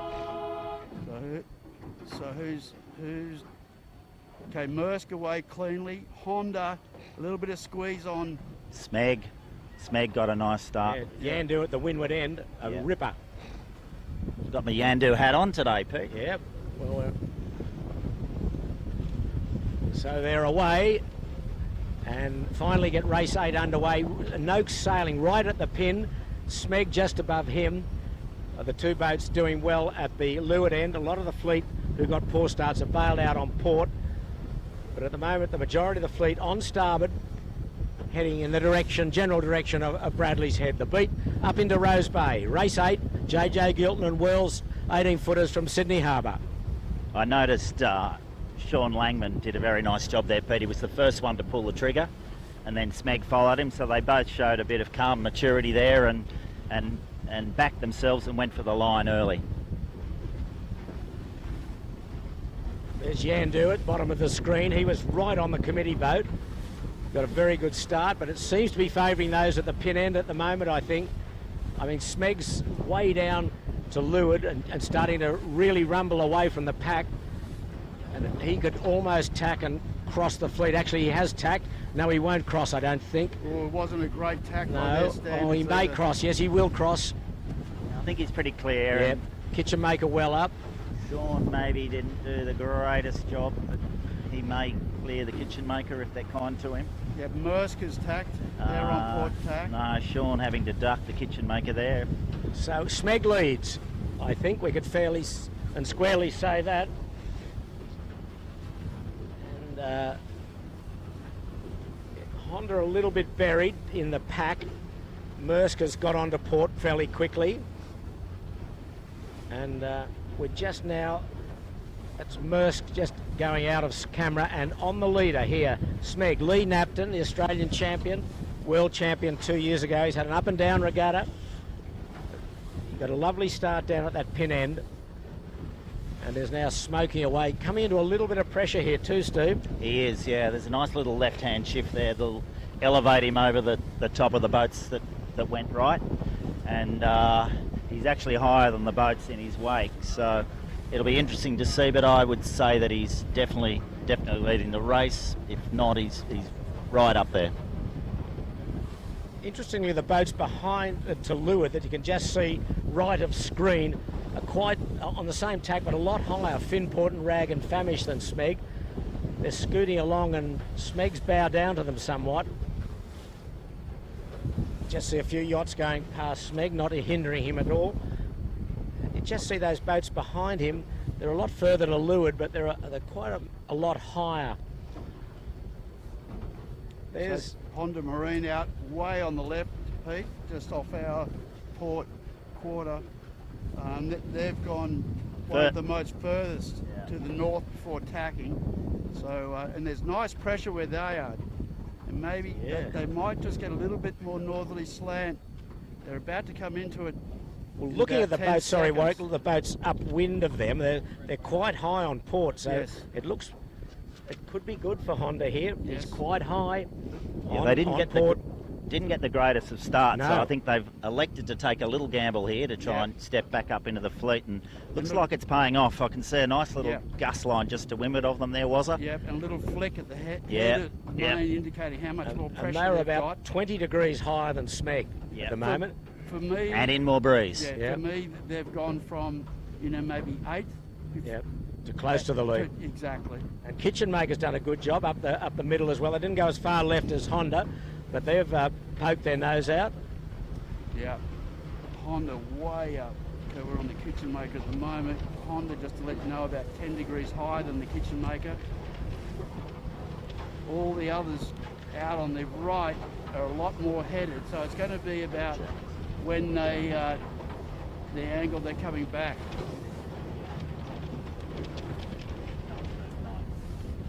Okay, so we're on Smeg and Mersk at the moment. They're going into the western end of Point Piper, while Honda Marine way out to the left by 200 or 300 metres, standing into Shark Island, is probably the leader. I think depends on what Smeg can come out of. Is he going into a flotilla of lasers? But here's the Honda Marine, second on points at the moment, just behind Mersk. Kitchen Maker's just tacked to come back onto the left-hand side of the pack. He didn't like what was happening across there, but Smeg is now starting, Honda Marine is starting to get bowed down a little, so the leaders will be Smeg or Honda Marine, I would think. With Mersk in that pack with Smeg, like second of that right-hand pack. Quite nice. Honda's up again. He's really doing a nice job. See the mark up there. There's a lot of orange marks up there, but you can see the 18-footer mark way in the distance. So they've got to get through this tricky area between Shark Island and Point Piper. But the breeze, Steve, looks reasonably steady up here, doesn't it? It's not too bad. As I said, if you're in the left, it's on the left, and if you're in the right, it's in the right. Won't be tight if you go in the middle. But Smeg doing a nice job hooking into the first left-hander, and now, of course, they're up under the point. They're hoping for a righty. And Honda Marine are are knocking as they come in, but they've carried the best of the left-hand air. They really nailed it here. Yeah, and from where they were, quick. Oh, yeah, a huge step up. It was a significant move up for them. Yeah, and now the boat's in the right, coming back. So we're going to get a clear indication in a few seconds' time of how that's panned out. Well, Smeg will be the leader. Honda's on a quite a solid header there. Smeg coming out of Point Piper, nicely lifted. There's not going to be much in it. Honda's got himself right back into the game, as has Maersk. So, surprise, surprise, the two Kiwis are in the top 3 once more. Smeg, you'll see across Honda Marine now, and Maersk slightly to windward and up on Smeg's hip will probably be the leader. Finport and Harkin are in the mix as well. And so Maersk has rights, so Honda will... Oh no, Maersk goes interestingly, back. Maersk goes back. Yeah, wow. Now that's interesting. And they can call water on the moorings, can't they, Quicks? The moorings are a no-go zone, correct, so They can call water there. So Asko coming into the picture as well. So Maersk clearly choosing to be on the right side as they exit the point here. Exactly, and you know, Smeg now, Asko and Finport that bounce back to the right one more time have got ahead of Smeg, so the right, so those boys are aware of that. So interestingly, the top 5 here are in the top 5 on the point score. Maersk, Honda Marine, Asko, Smeg and Finport. And Finport's come into this, he's ahead of Smeg now. They are on the 5 leaders on the point score after 7 races. Harkin is next, then Yandu. I don't know where... And on the left here, we've got Maker, Eddie Van Munster with on appliances on the line. The Kitchen Maker took another dig out the left, I think, and they've lost a bit going out there. They're still in the top 10, probably. Yeah, so Smeg lost a bit as well. Maersk crossed him. Well, it just goes to show how tricky it is. I mean, it was Smeg, and then Honda, and now neither of them are leaving. Yeah. So we're about 200 metres from the turning mark, the weather mark up in Rose Bay, and the fleet then will run back to, I guess, a wing mark style at Clark Island. It'll be... it's tricky. Finport's going behind Honda. That's Yandu there in the centre of screen, red and blue oval. Jesus, got light and patchy up here, big time. Yeah. Harkin's got himself into the game. Asko as well. Anybody's race here at the moment. Absolutely is. It's very, very close. It's all going to come down to the next 2 minutes. Will it be a left shift or a right shift? I think Asko's again looking pretty up on the left, and Maersk is heading towards a nice little right-hand line of pressure over here on the right. And in fact, they've just tacked on it. You can see them centre of screen. So Keegan York did a lovely job there. Yeah, went from like 6th to 4th to 2nd, and he could even be in the lead. Oh no! No, Asko's the leader. I think they've got he and Honda Marine got a real good left-hander. Look at Kitchen Makers come right into it too. Yeah, but look at the calm spot here with Finport and Maersk. I mean, we're on Asko at the moment, but just about to come into view. They've got 3 guys, not one person on the wire. All 3 are out, and the Kitchen Makers screaming in on a lefty. Very tricky. But there's another one on the right, Pete. Yep. I think the right pressure's going to dominate in a minute. We can't emphasise this enough, how fluky it is. It goes anywhere between about 5 and 9 knots, and if you get the 9 knots, you make out like a bandit. But Asko will lead at the weather mark the first time. Yeah, nice work, Asko. James Doran, birthday boy. Good job. Nice early birthday present. Can he hang in there? Well, he's the leading Australian boat on points. He's around. Good set. Honda Marine will follow him in 2nd spot. And then, wow, it's up and down. And for the 3rd, it's Honda, just not much pressure. But a nice gust coming down to Asko, which is going to be a beauty. He's going to get him down and through the jibe. Okay, Honda around 2nd. Harkin will be 3rd. Finport barreling in on Port. He'll get 4th. Then Maersk and Smeg will be tight. Kitchen Maker next. Okay. Back on the mark, we've got Maersk coming in on starboard. Oh no, he's been kind to Smeg there. Yep, so Maersk is around, just on the tail of And here comes Yandu Port. flying in Yep. on starboard. All the rights. In the world. Yep. And then Kitchen Maker tacking behind Yandu. Yandu's round. And a real gaggle now. Quality Marine barreling in. Kitchen Maker, bit untidy. Knight Somebody Frank's dropped tack. the main there on the Kitchen Maker. Dalzotto's coming in.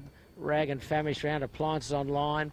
That's Yandu foreground. Red and blue spinnaker. Red and blue oval. Smeg's jibe set. Oh, not really.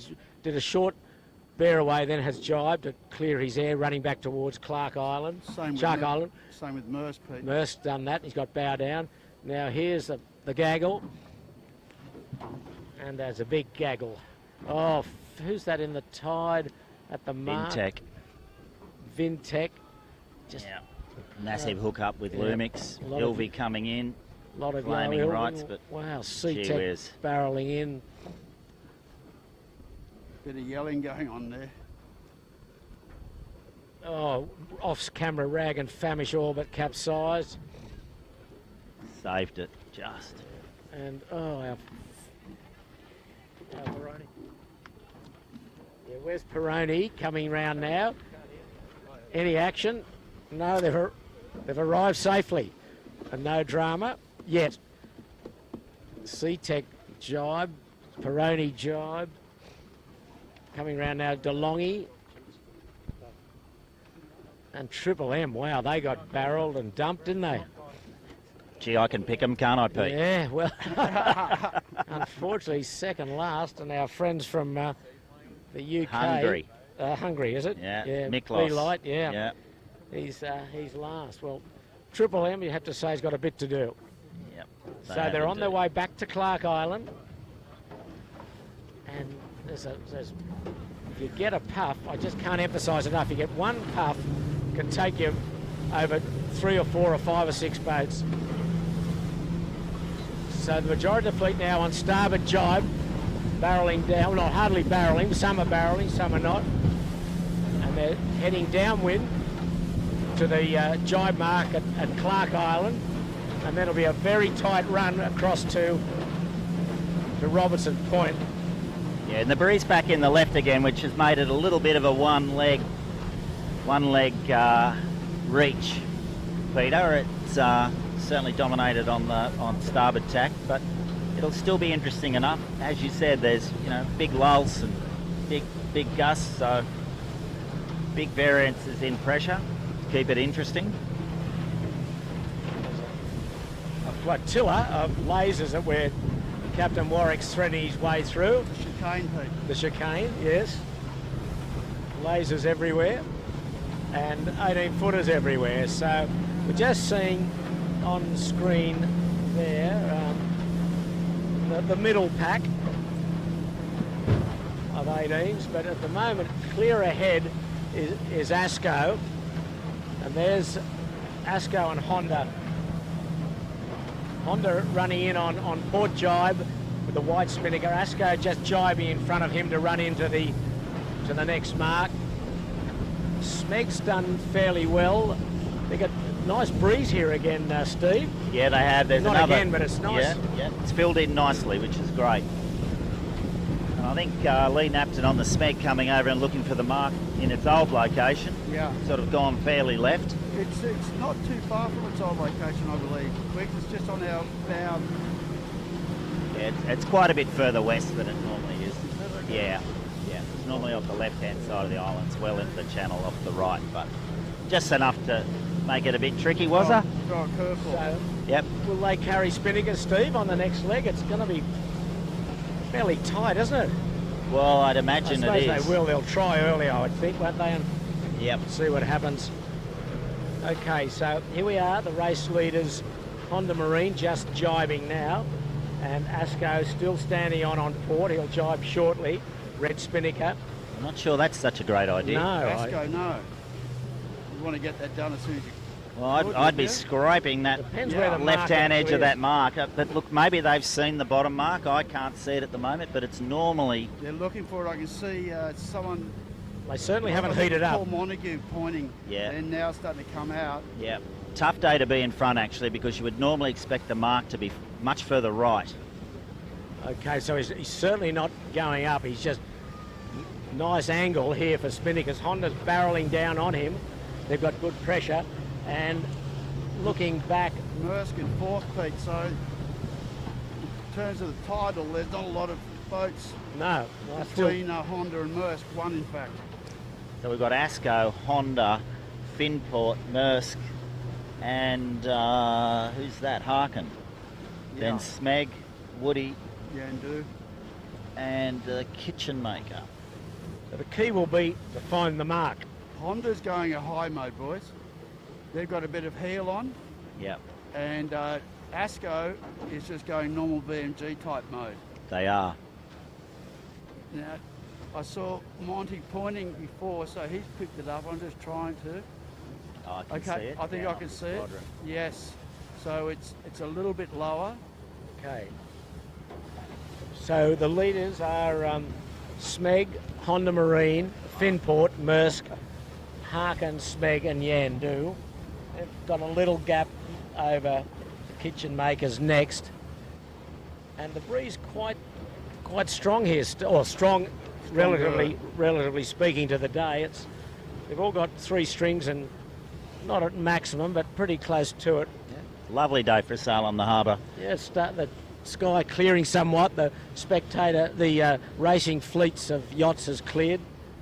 And it's going to be a nice, long, tricky beat back into Rose Bay. Another ding-dong battle, boys. Yeah. And as Quig said, if that is the mark, and we've got to remember on the Saturdays, as we said before, busiest day for club racing, there's plenty of other clubs got their marks down, so it can be very hard to distinguish. Look at this, different breeze. Finport and Maersk are on a beauty there. Yes, Same with Smeg. They bow down and smoking along. Yep, they're down inside Honda now. Yeah. Oh, Maersk in trouble. Diving into windward.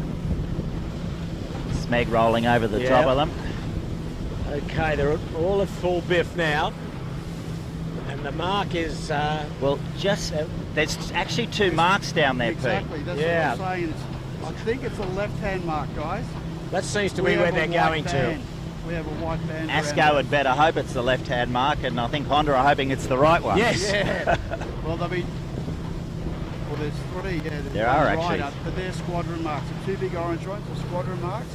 And our one's got the little white band on it. Ours is through here. Ours is the furthest left. Correct. It's right off the end of the squadron.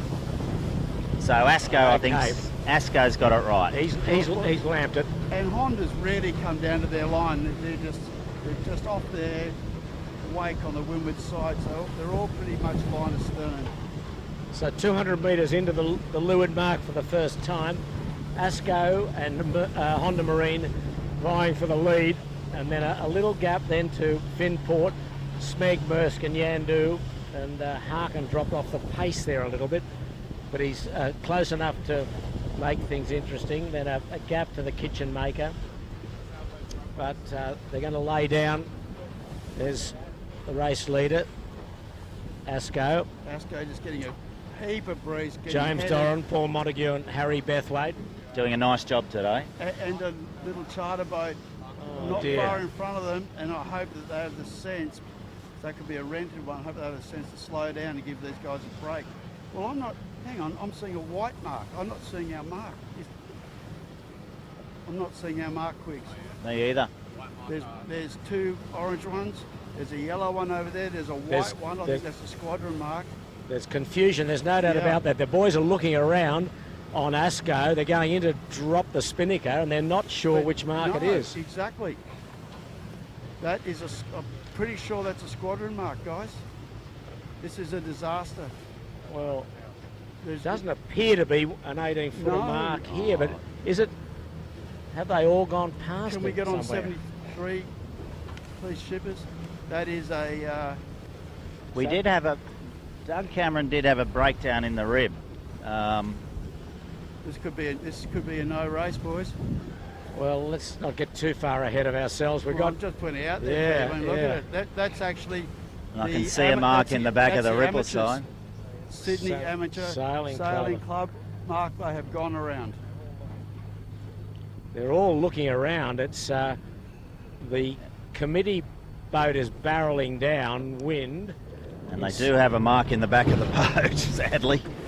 Well, this could be, as Warwick said, it could be... No, they don't. Could turn this upside down, this whole race. If they've forgotten or omitted to put in the mark, then... So they're going to have to... Start again. Yeah, and there's plenty of steam or diesel smoke coming out of the ripple side, so she's full noise. They don't know. Fair amount of panic on board, I'd suggest. Yeah, exactly. Yes. So they're going to have to go back and start all this again.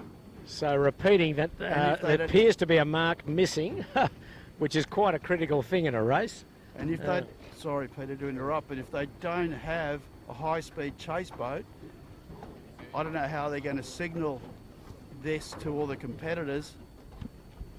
Just go back to the start and just yeah, but I mean they've got to signal restart. to everybody, you know, that this race well, has they've been got aborted. well, the flags are up. Oh, okay, got it. Yeah, abandoned. Got it. Thanks, Quigs. Restart. So they got a blue and white checkered flag, which is we're going to restart the race. Race aborted. Wow, well that's disappointing, certainly for the leaders. Yeah. Double action, boys. Yeah. Come on. Yeah, just a little practice leg. The guys leading the championships and stuff. I wonder what happened They there. have to get a whole mental reset again. And I suggest, you know, the breakdown in the rib with the PRO, Doug Cameron's probably not assisted matter. You know, I heard the radio call go out to get a spare rib out, and I think it's possibly just an oversight, but let's wait and see after the race. Yeah, exactly. You can't draw conclusions before you know the facts.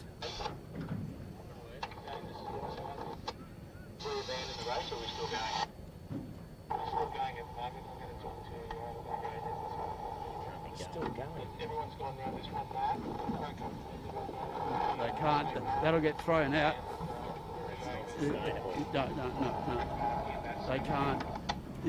If someone protested that, the whole race will get blown out, and they've lost the whole day. Yep. Yeah, exactly. Cannot do this at a World Championship level.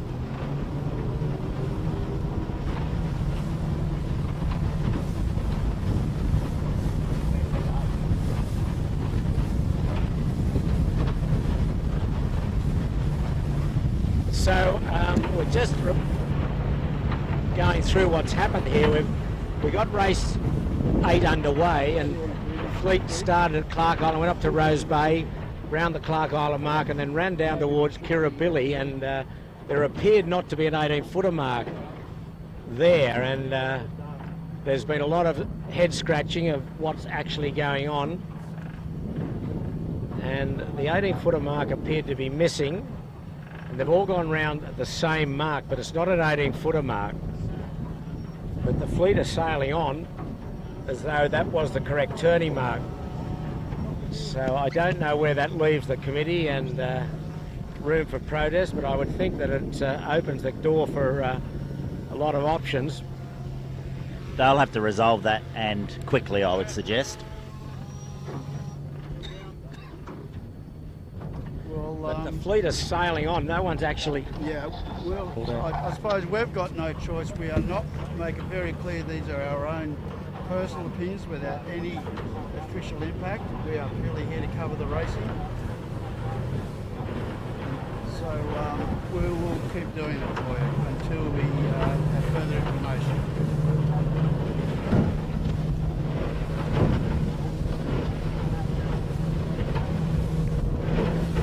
So, what have we got on screen? Let's see. Quigs. So, leading the race or no race, we've got Honda Marine and Finport. Honda Marine, Finport and Asko. Smeg's in there. Smeg's up there. Asko and Mersk are up on the left-hand side with Woody. Mersk has got a heap of breeze up there, Quigs. Yeah, no, the breeze has really kicked. Yeah, it's booted right in here. Yeah, we've got sort of 15 to 18 knots now, right at the upper end of the 15, 17 knots probably, out of the east. So the starter's got the right course. Just the wrong mark at the moment. Got a slight issue with the bottom mark. Really anyway, the sailors are taking the common sense approach. They're all still sailing until notified otherwise. Yeah, correct. But I think Maersk has moved up. They're in the left there. I don't think they're ahead of Honda, but I think they might have closed up a little bit. I still think they're in the top four. Yeah. I think Honda, Smeg and Finport they've got it at the moment, followed by Maersk and then Harkin and Asko, the kitchen maker, and Woody. Woody's doing a great job up there on the left. Most breeze we've seen all day, the sky clearing, it's, you know, it's good 12 knots plus at times here, and it's a good long beat from Kirribilli down into Rose Bay, and we're on at the moment very favoured port side beat. We're on Smeg and Honda. Yes, Smeg on the right, Honda on the left, and they're standing in towards Clark Island. Smeg to leeward, Honda to windward, Finport, and then Maersk out in the mid-channel is Yandu and Asko looking pretty strong. They're in really good pressure now. Smeg tacking. Okay, this will give us a guide how the boat... Oh, Honda's on his gas too. Straight on it. Yep. Thanks for coming. Yeah. And Finport will cross Smeg. Maersk is out in midstream. He looks strong. Asko looks strong, as does Yandu. But it's Honda and Maersk. Well, surprise, surprise. They will be in the top 2 or 3. It's Finport going across on port. And how long will Smeg stay there? It'll be interesting to see what Maersk does, whether they continue on or get back in phase with the Honda boys, or just stay doing the opposite thing. A little more breeze on the right, they might be attracted by Wazza. Yeah, okay. Yandu, as you said, Steve's come into the picture very nicely. Yeah. So look at this, like there's what? So less than a boat length between Honda and Maersk. And Honda will cross Asko because Asko's taking a duck. Yeah. And Maersk coming into more breeze here. There's good pressure just on his bow. And Finport on the right, going along the eastern side of Clark Island. He's got good pressure, excellent pressure. He'll sneak through there, just. What we do know, Pete, is we've got 4 boats within a boat length. Yep. Yeah. You know. And we've got a split between Maersk and Honda. Yep. Still shifty, but good pressure. Finport snuck along the island there, and he's just looking for his little right-hander to come back on. He's going into Double Bay, Maersk out to windward of him by 50 or so metres, and then Asko, same distance, stepped out. So I can tell you on the left, Woody crossed Smeg by 6 or 8 boat lengths, well across him. Yeah. So he's right back in the frame. So Smeg lost out there. So it's Honda's still going. You have to say these two New Zealand boats, they don't stick together. They just sail their own race. And inevitably, when they come together, they're pretty close. So we saw that on Friday, on Thursday, didn't we? Yeah, Maersk. He absolutely. I'm not quite sure a Honda strategy here. Everybody's going through the right. dice. Yeah, that's. And they are hard left under Bradley's. Yeah, that is. I mean, that's. Not, it worked for them. Textbook. It worked for them on the first work when they were behind. But you'd have to question. You'd have to question the logic of doing that when you're within a point of the other boat. Anyway, But it seems I think you're confident of your boat speed. You're doing those sort of things. Just way in the distance of Bradley. He's got a real nice left-hander. He's just tacked. There he is. Wow. And he's on a ripper up there. He could go from so-so to a long way in front. Well, he was leading anyway. Yeah. But he was just there, but now he could be well ahead. He does look great there.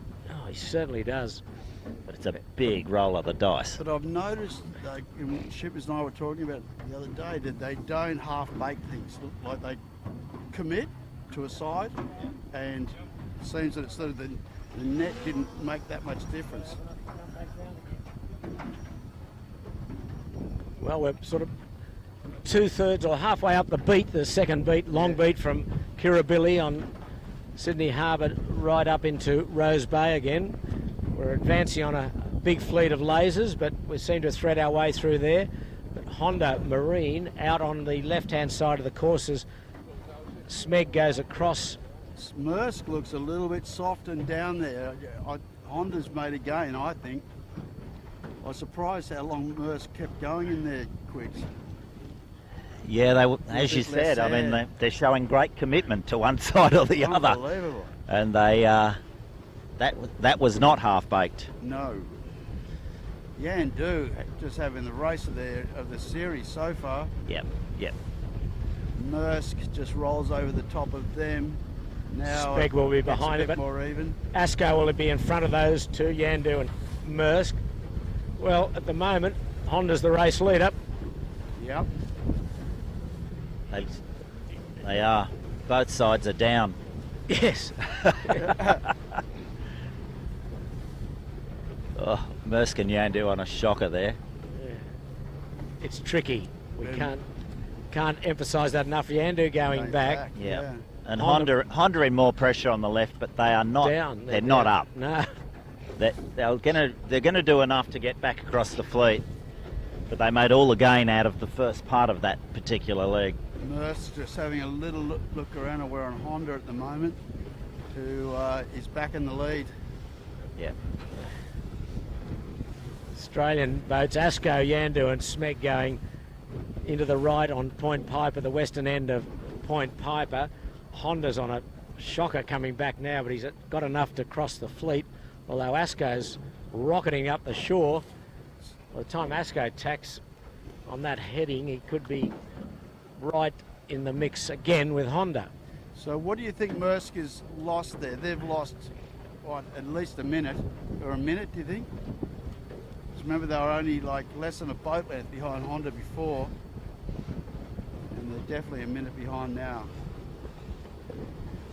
Something like that, was a gone light again here, Steve. Yeah, it has. It has. There's more pressure up the track, but we're definitely in a little light phase, for sure. So what do they do? What does the race committee do, Quicks? I mean, if they haven't got their own club mark down there again, and these guys go around... I can't see how that's sustainable, was it?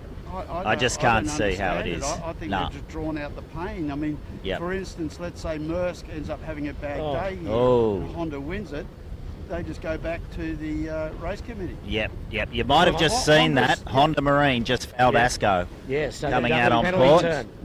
That little hiccup there got caught between two lasers and Asko. So they've had to do turns. So that's the second day, or the last 2 days they've done turns. They did turns on Thursday, so they're not going to... Smeg gets across him. Oh. This is very tricky. So Asko leading, Smeg second, Honda now third, and Yandu fourth. And Finport's... Where's our mates on Finport? Are they off our quarter? So then Maersk in fifth, so only one place between Smeg, between Honda and Maersk again.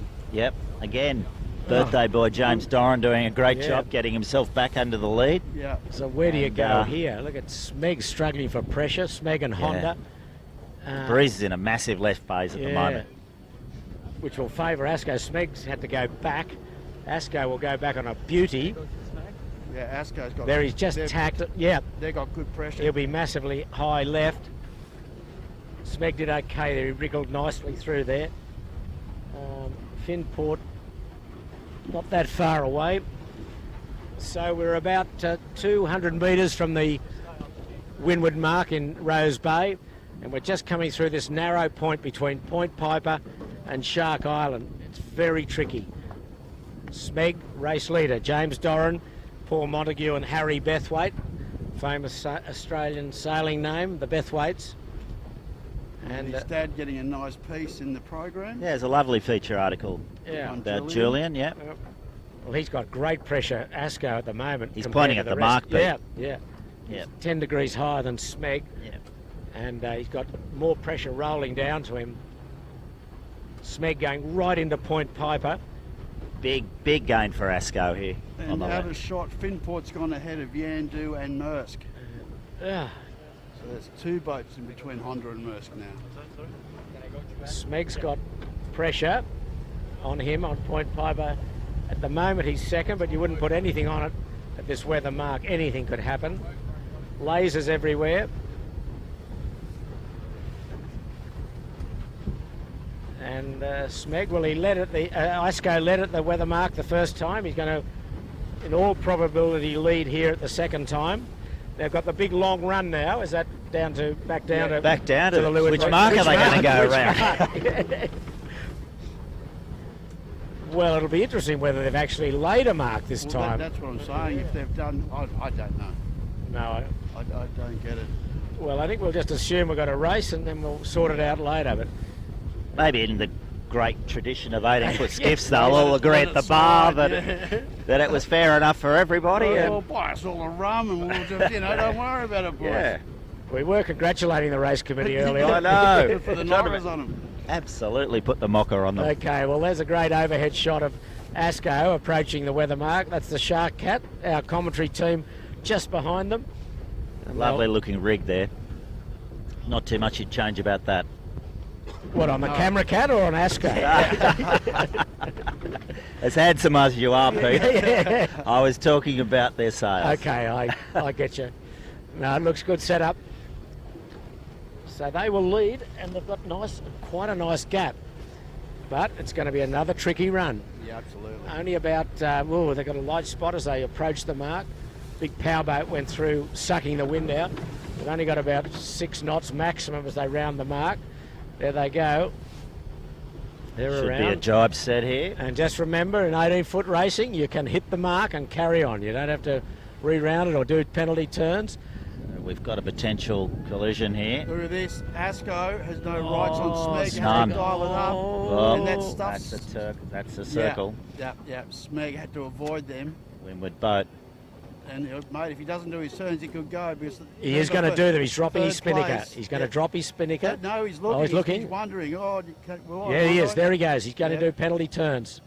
Asko. Third place is super tight, Pete. What? There wasn't much in that, was there? No, there's not much wind here On either. the point, you mean? Yeah. So Warren's talking about, was talking about third place overall. 7 points differential. Smeg and Asko are fighting it out, and they've Yeah. just had a little tactical altercation at the windward mark. So it's now a lot closer than it was. Which reduces Asko's lead. Smeg's round. Nice set from those boys. And Finport in front of Honda. Yeah. So Asko they've had a blinder in the last little bit. A lot of anxiety on Asko at the moment. Yeah, they look very uncomfortable. They do. They've got a problem with the spinnaker caught round the Yeah. bow, and Smeg just rumbles up to them, although they're not going to get through there. Went low side. But Yeah, and Honda got round just inside Finport. It's going to be more carnage here. This is Vintech. They've come from the clouds. Yeah, they have. Yeah. And Maersk technically will be around next, so no boats. And Maersk got to watch out for Harkin because they can't see them. They're Quality aware. Marine around. Harkin will be next. Where did Yandu go in all of that? I don't know. Yeah, they got spat Lost out. the Yandu. Where is Yandu? So let's just go through the There they placings. Here we he's go. right here, So just- we've got Asko Smeg, Finport Honda, and on the mark we've got Quality Marine. Oh, Kitchen Maker. Oh, come on. There's just no wind. Yeah. Look at Knight Frank We've got bowling in. And he'll Quality go, Marine, Maersk parked, and Vintech, Harkin, all parked hang at the on. mark. There's a lot of yelling. Yeah, there's RG. Yeah, Knight Frank trying to go inside way too late. Yeah. So And look at Yandu just coming in now. He was about third at one stage, and it just shows how tricky this And is. out of shot, just talk about Asko has bolted. They've got heaps of breeze, and Yeah. they've bolted, and Smeg they were a boat length behind them. Exactly, and now they're, you know, it's hard to tell from here, but 100 metres behind. It's just a big Hang, vacuum hang on, here. boys. This is brutal. Maersk went round the mark in 5th place, I think. Yeah. Yeah. They've been rolled by 1, 2, 3, 4, Just a 5, huge vacuum here. Look at 5 or this. 6 boats. There's nothing Yeah. here. That is brutal. That is brutal. He jibed to get out of it, and he just sat there, just getting going now. But that's what we're talking about, though, wasn't it, Quicks? Like, if this result plays out, Maersk Yeah. goes back to the race committee, race It's all thrown over. out. Here comes our hero on Peroni. Anything could happen. Stand by. Here he comes, charging in. Whooshka. Is he going to give He's C-Tech got the room? breeze. Probably Send not.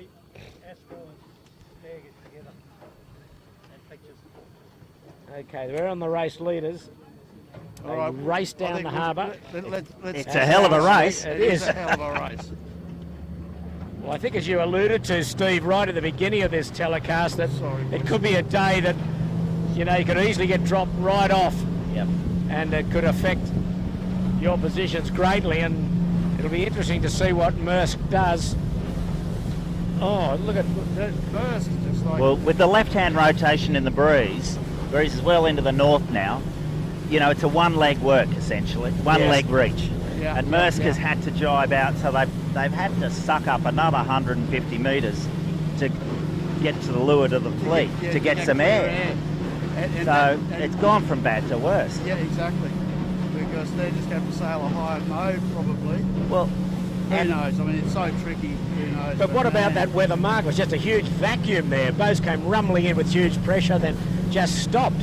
Yeah. And it just absolutely turned the placings upside down. So, Quicks, how many boats now between Honda and Maersk? Oh, plenty. So we've got Finport, Vintech, Quality Marine, Kitchen Maker, Harkin, Knight Frank, and possibly Notes. But 8. There was... But as we speak, they're in better breeze down there, so it may only be 5, but when it's damaged. It could be 8. And brutal. Yeah. Brutal. So going into this 8th and second last race, Maersk's worst performance was 5th and Honda's worst performance was a 4th. So that will also now come into play. But as we've seen in these tricky races, nothing is ever taken for granted until you cross that finishing line, because the placings have changed so dramatically. At the moment we've got Asko leading, Smeg second, Honda Marine third, Quality Marine, and then Vintech. Well, Vintech came from the clouds, yeah. And Finport, I'm sorry, is 4th.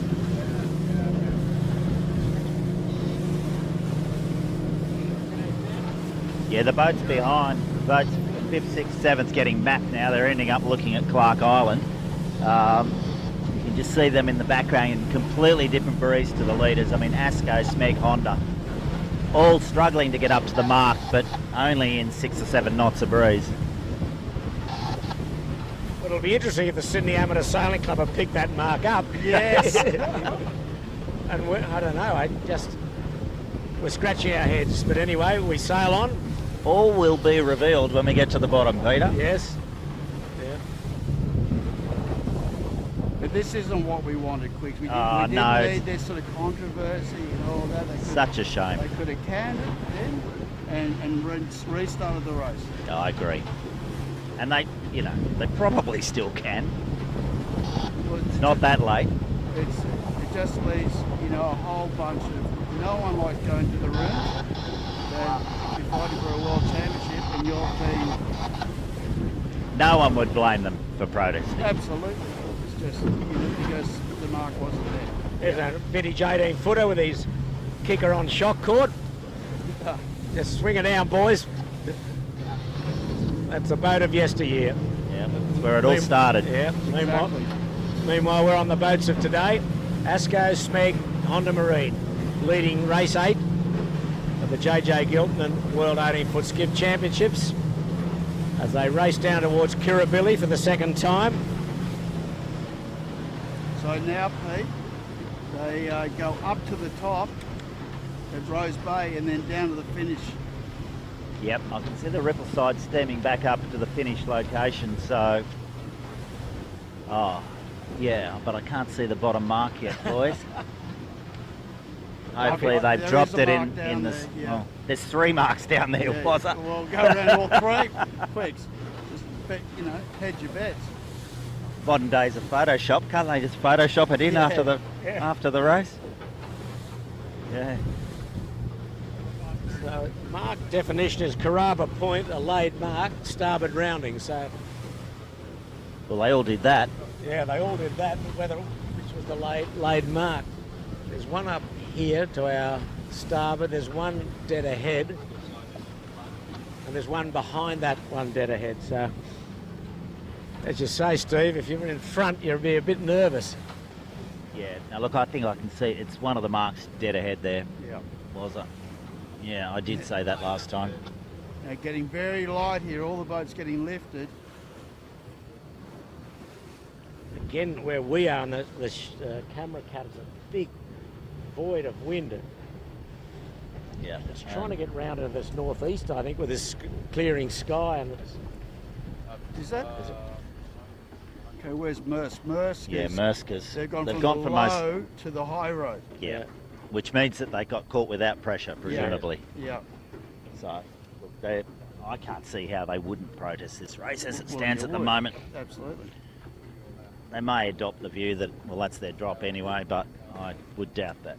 that looks like Put the... that much effort in. Yeah. You're gonna. That looks like to me down at the mark, Doug Cameron, the race officer, with a follow me flag in the rib. He's gone round that mark. He's hovering at the mark that they went round the last time. Yep. Very good call. I agree with you. I think that's what he's saying, that he's giving them clear indication that follow me around this mark. So he's defining which mark it is, and this is the mark that they went round the previous time. So he's taking any guesswork out of it. So I'm going to be cheeky and suggest they may have purchased that mark from the Sydney Amateurs on the way down the first run.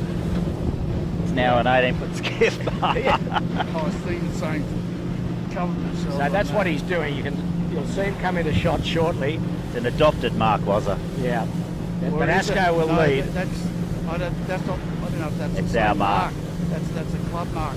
Now the club mark, but he's got the follow me flag up, which helps the competitors round the correct mark. Now, that wasn't there the last time. And there's a flag on it. It's the replacement mark flag.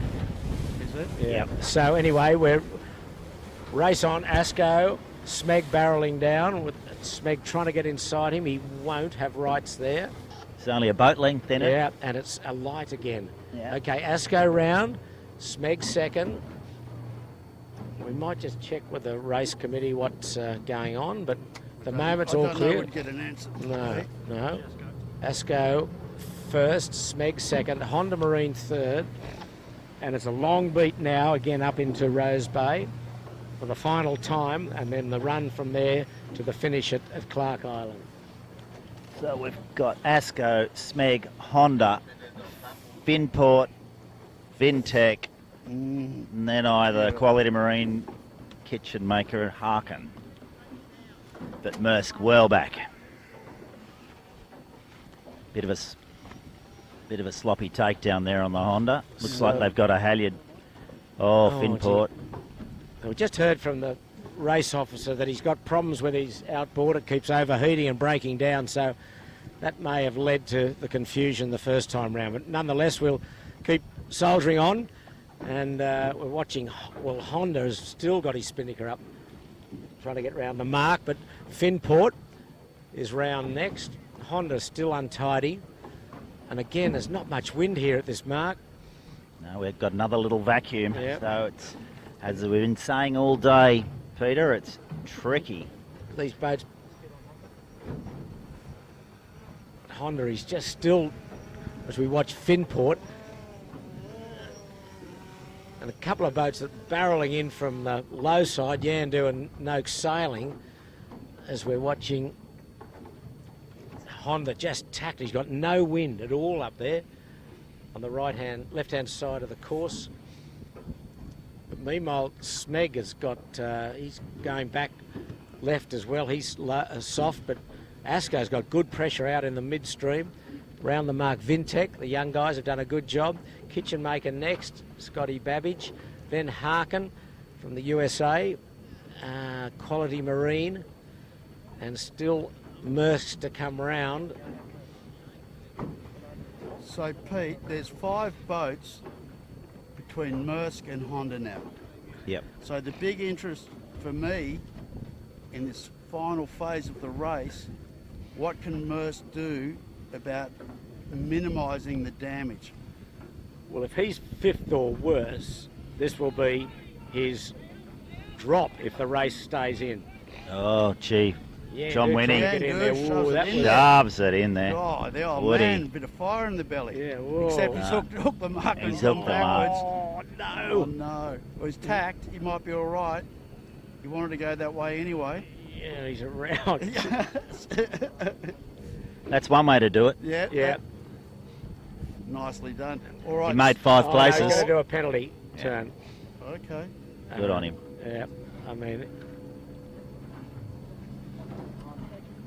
He's sort of done his turn now. yeah, what's he doing going to now? go around, re-round the mark? Rerounding. Probably just. He's That's thinking it's the ancient old history. rules. Yeah, that's right. When he was a boy. Yeah. Well, no, not really, but anyway, he's round and round in circles. But Yeah. meanwhile, back at the ranch, We might stick with this little battle just off the leaders for a minute here. So they're a lot more compressed than the leaders are right now, and see what we can pick up out of this. So in this battle, I've got Merckx, Noakes, Kitchen Maker, Vintech, Quality Marine Clothing, Knights Frank, Delzato, C-Tech, and Yandu. Yep. And I think the conventional wisdom here would be to get left and then just shoot it up the harbour as fast as you can before it went back to the right. Yeah, a little bit of that northerly shift on Yeah. there. But there's been a general left phase here, and the left has been very strong well, for having the said last that, half hour. sorry, Merckx Steve. attacked almost immediately, or the first attack out of that bunch. Yep. Well, having said that, Steve, Asko, the race leader's midstream, going to the right of the course. Smeg's gone way left. He's Yep. up Yep. in the in the left-hand side, right in the left-hand side, if that makes sense. Yep. So if the left pays, Smeg will be in a reasonably good spot. Honda Marine midstream to the left of Asko, but Asko barreling in towards Clark Island, and Smeg looks at the moment quite good with pressure up on the left-hand side. Yeah, they do. I mean, logic would suggest it's been going left all day. It should continue that way with the rotation I described before the start. But, gee whiz, I mean, you'd be a brave man to predict anything at the moment, wouldn't you? So, in fact, Asko, I think, are probably taking a bit of medicine to get back now. So, what do we got there? Who?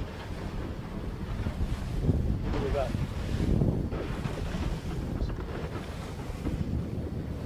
Okay, that's Merckx here, right of screen going upwind. He's mid-track, I guess you'd say. And he's already made back a couple. Like Yeah, I think he's so, spat out thanks. Noakes and Knight Frank, and I probably like his chances on Vintech Quality Marine. But Steve, as you correctly predicted, the boat that went left, which was Smeg, just looking at it, he looks as though he will either be close to or cross Asko. I think he'll cross. And he looks very high with pressure in the left as he approaches down towards Bradley's head. He's still a fair way from Bradley's, but he's looks to us as though he's clearly ahead of Asko. Yeah, I think you're right. I mean, and you can see they're leaning hard. They're, you know, out on their tippy toes. So Asko just came into frame there, tacking, not a great tack, awful tack. But that's essentially the distance to leeward's what they've lost in that first part of the work. Correct. And Honda going right still, so Smeg is smoking up to windward. They're still a lot higher than Asko, I think, don't you? Yes, they are. Look at Smeg. They are, look at them. Yeah. Bolting. Yeah, they're almost going to have to crack off to get They're almost going to have to crack off to get underneath Bradley's. Not quite, but he's got pressure. He's high. You'd like to be where Smeg is. Yeah, yeah. So if you're Merckx, you know, there's probably an opportunity to get back in here as well.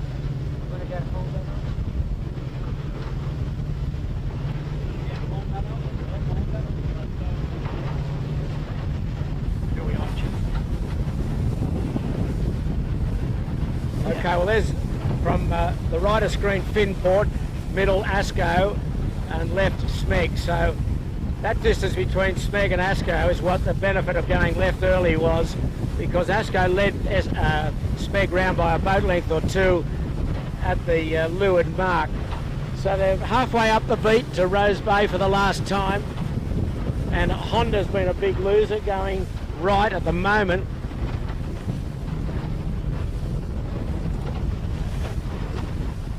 So we're rocking and rolling here on the camera cat, just going through a few powerboat waves, but we're upwind with the fleet. Okay, and that's Honda. Sorry, Pete, to interrupt, just to let you know, Maersk has tacked and is crossing Knight Frank, so they like the left Maersk, so they're just behind this light. Well, they've looked out of the boat and seen what Smeg's done. I mean, I think so. Lee and the boys have done it. Yeah. They looked out of the boat, they saw what was happening, as Steve predicted, that the left was paying big time. It was barrelling down with pressure, the breeze had gone left, and they're now a very clear leader. And yeah, and if I'm Maersk, I'm going hard left, because Honda's on the hard right. Exactly. So, you know, you're going to scrape the rocks off Bradley's and reach into the windward mark and hopefully be back in the frame with them. Well, it's almost northeast, isn't it? Quick. It is. Yep. And he'll be crack sheets shortly, you'd think, Smeg. And or maybe not. I might be a bit generous there, but he's not far off a ley line, and smelling the roses here, Smeg absolutely smashed them. Yeah, that was a very smart move. And the clouds all burnt Quigs. Yep. We're just getting a weather report from Lord Howe Island. It's east northeast of Lord Howe, so very important for this last beat to know what the wind's doing at Lord Howe. We love you, Bucko. We miss you, sort of, but anyway, here we are, back on the racetrack. Oh, Smeg's just hit a bad one. No, I was being too presumptuous to say be crack sheets into this ley line, on this ley line, but it's going to be tricky again between here and the weather mark. But looking upwind, I mean, you can see a lot more breeze even further left of where Smeg are, closer to Bradley's. So if they're, you know, he's just taking a big header though. He has, but he's across the fleet. I mean, he's bow forward on the whole fleet. So even if it goes hard right, he's still, you know, middle of track, 2 minutes in front. Yeah, I'm looking behind. It's a bit hard to tell who's who, but we're looking straight down their bows to see how Maersk has gone out on the right. And, anyway, we'll find out soon enough, because we're a few minutes away from getting to the top mark. And could be another right-hander up in front here, boys, in between Shark and the point. Yep. That's the point. So. And Honda's coming back now, Quigs. Yeah. And look at Smeg. They've been like headed 30 degrees, haven't they? Yeah, but he's got pressure. He's coming into another pressure line too. He's underneath this pressure line that's coming down between Shark and the point. He's going to get first use of it. Amazing. I mean, he was laying the mark at one stage. He's now about 20 or 30 degrees lower than us. Yeah. Massive change in wind direction. Honda's just got the benefit on the flip side. On the other tack, has got a massive lift. Well, breeze changed 20 degrees, 30 degrees. So Honda. So we're on Smeg here. Okay. Warwick. And they've just tacked, and the reason is it'll come into screen in a little bit as we rotate around them. You'll see that they'll be covering Honda and Asko, who are heading back towards the left. It's still not straightforward, is it? No way. Oh, it absolutely isn't. But there's no reason for Lee Napton not to just cover them to the top mark and then run down to the finish. I think he's smart enough to know what to do from here on in. Absolutely. You don't win. If you come around to the left a little bit further, you might be able to pick up the Kitchen Maker, Hark, and I think it's Maersk. Still in that northerly slant. Your mates from Russia. Russia. We've got your Russia at 768 about to wipe out on top of Smeg. Yeah, they're gone. They've gone. Man. Gee, the Ruskies. Yeah. Far 400. Probably, yeah. We've got the P&O cruise liner coming into the front, boys. Just to add to the equation. There'll be a big brawl going on board that thing, which is... Oh, Smeg just got... Smeg, they're smoking up to him again. It's still tricky. Smeg tacking back, Honda tacking back. Boy, Game on still. Smeg hasn't got much pressure. He's just trying to get into this left-hand pressure. This race is far from over. No, it is. It is far from over. Exactly right. Look at this puff here. There's little squirrely puffs. So what have we got? Basically, we got Smeg first, Honda second, Asko third probably, and then I think we've got the Kitchen Maker, and then probably Mersk. Can't quite make out the Mersk and signage. Harkin. Yeah. Yeah. Well, Honda's halved. So Mersk the coming back lead there. again, reducing those number of boats between them and their main opposition for this World Championship. Yeah. Well, you'll recall 3 or 4 minutes ago they took their medicine, didn't they? And they Yes. got back hard in the left. Yes. And the boats, I can tell you, the boats in the right are now hundreds of metres behind. Okay. But saying that, look at Finport. He went hard right into Point Piper, and he's now coming out on a ripper off Point Piper. Yeah, no, I was more relating to Vintech and Quality Marine, but... but look at Finport. Wow. Yep. He won't be in front, but he's not far off it. The boat coming out, he'll start a bit ahead of now. But Honda's halved the distance that he was behind Smeg. Yeah. Even just 5 minutes ago when I said Smeg will probably lay the weather mark. Yeah, yeah. And this is all good for Honda, isn't it? Yes. You know, more boats between him and Mersk. Yes. The better off he is on the point score for tomorrow, but possibly the more likely we are to have a protest. Yeah. Now Finport's down and Honda's down with no Everyone's pressure. down. But meanwhile, this lovely cruising yacht looks hopelessly out of control. He's getting out of the way of Smeg anyway. Look at this.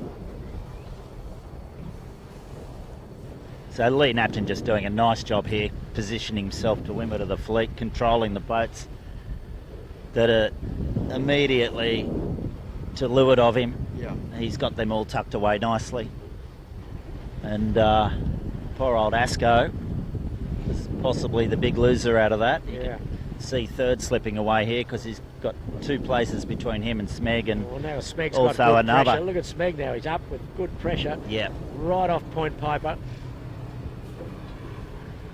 The Royal Prince Edward Yacht Club and the residence of the Prime Minister of Australia, the pink building just to the left of Smeg. The Right Honourable Malcolm Turnbull. Sailor himself, Pete. He's got a cooter boat. Indeed, called Rob Roy.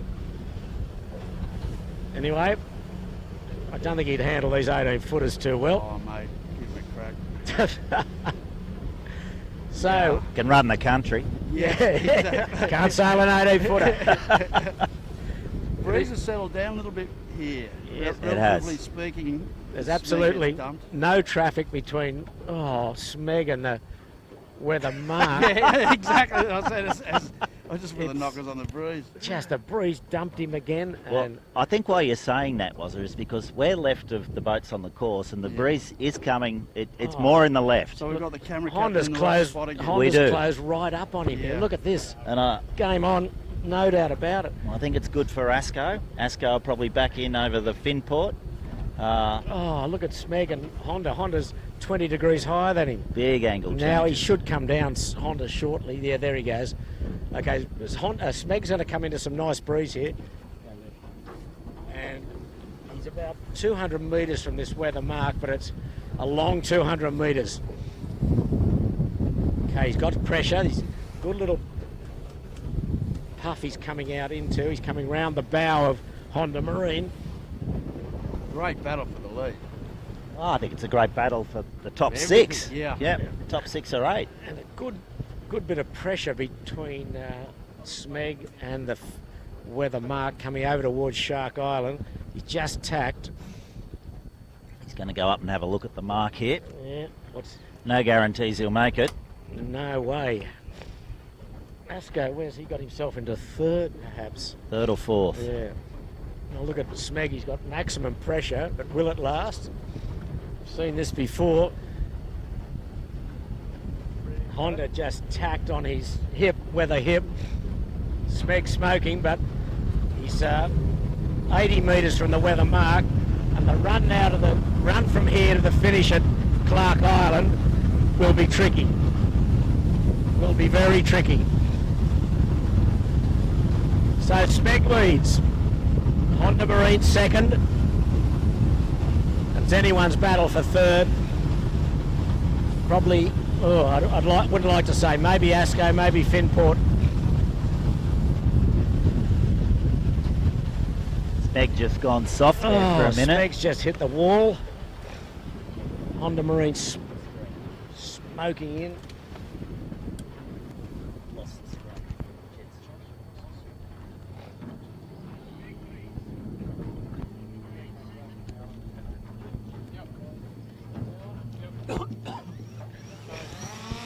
So Smeg leads around the top mark. Just again, this massive vacuum.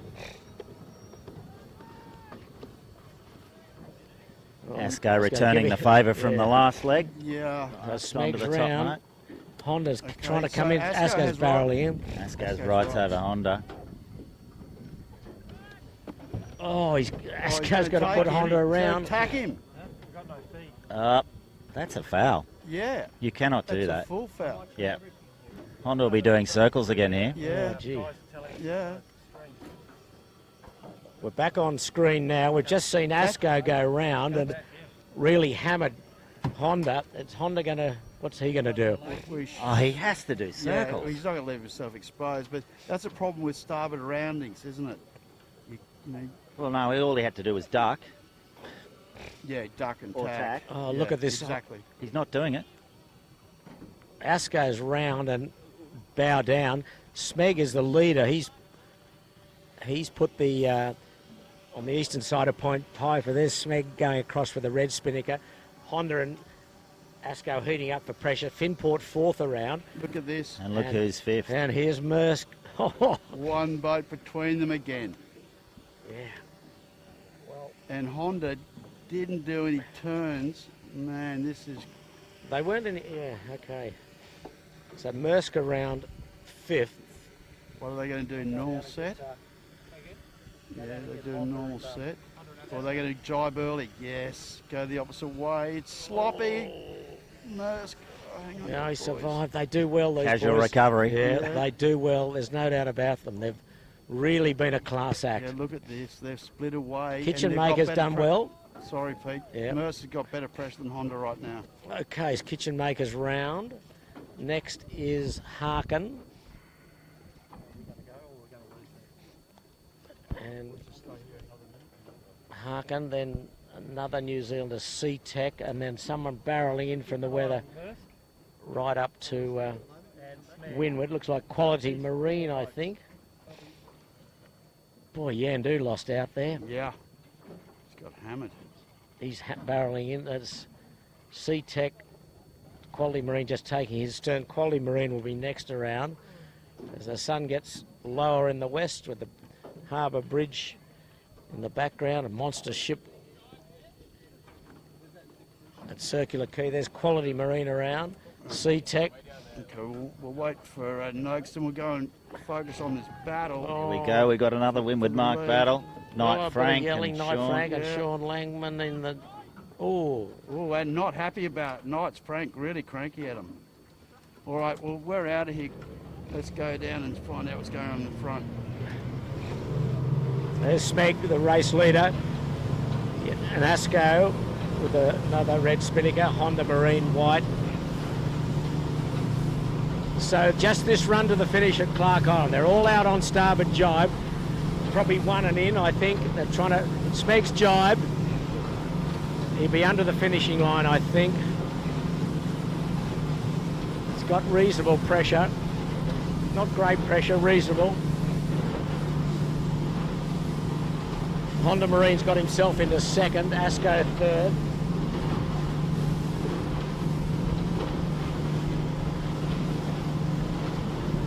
So Mersk, I think, yeah, it's had a shot, I think, but Mersk didn't really do anything for Honda. I don't think they've gained enough to get in front of Pinport at this stage.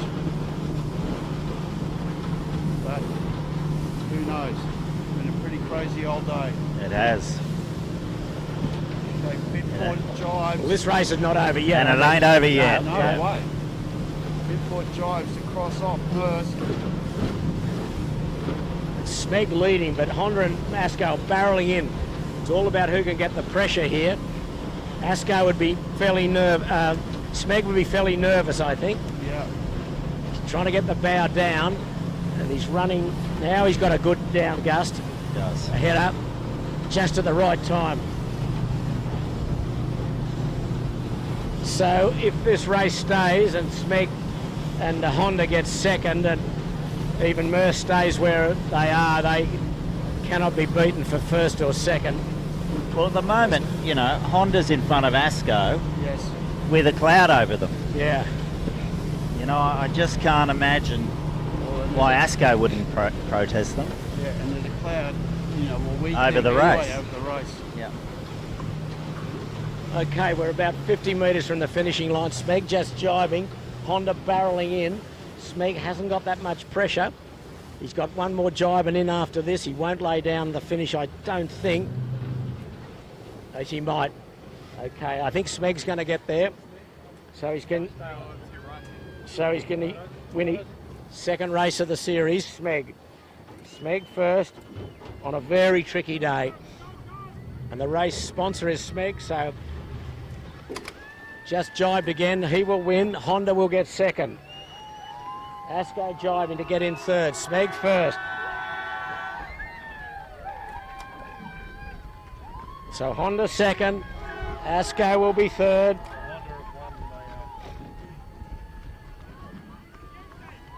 Finport fourth.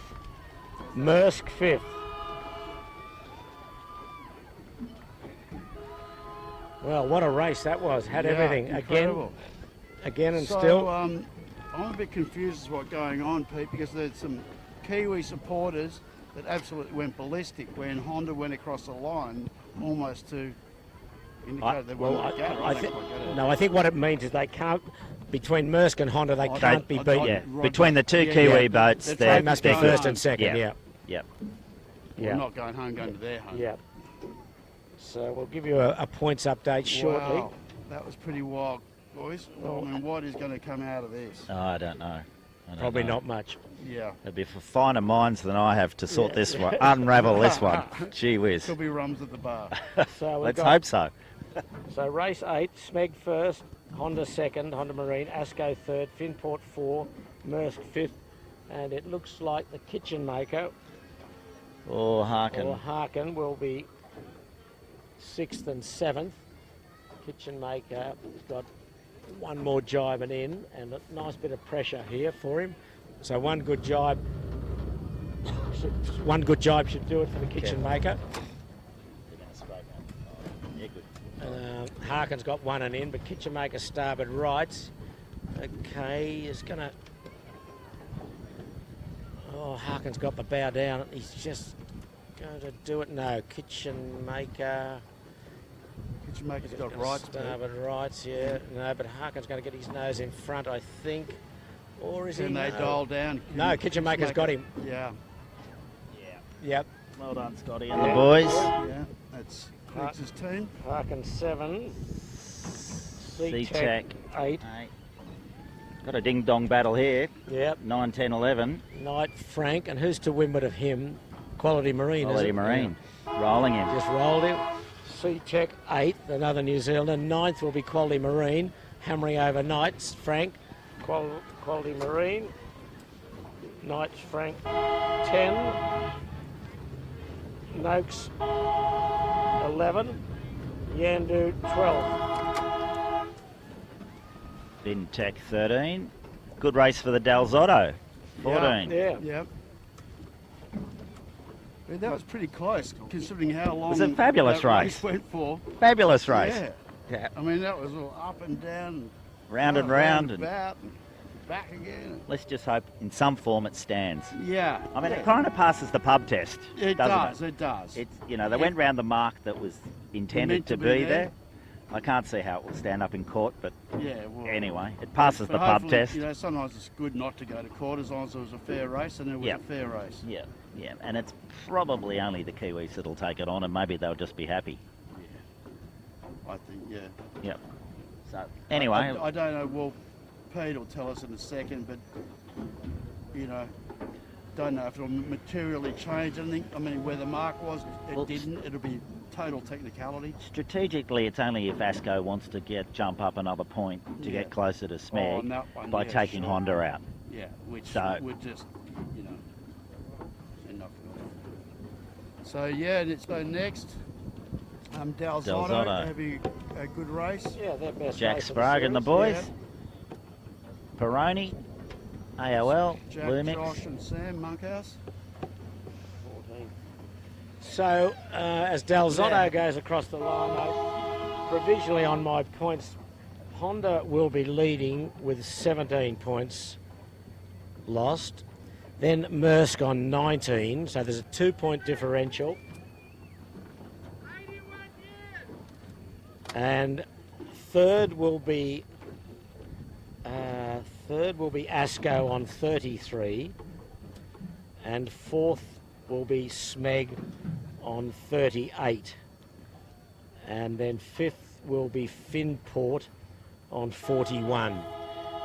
So the New Zealanders, for the first time ever, will have won, even though we're going to race tomorrow. It depends who will win it, but it will be a New Zealander, either a Honda Marine or Maersk line, become the first 18-foot skiff to win the title on Sydney Harbour, and the first 18-footer to win in 44 years the title. So Kiwis can fly, and they certainly have in this series.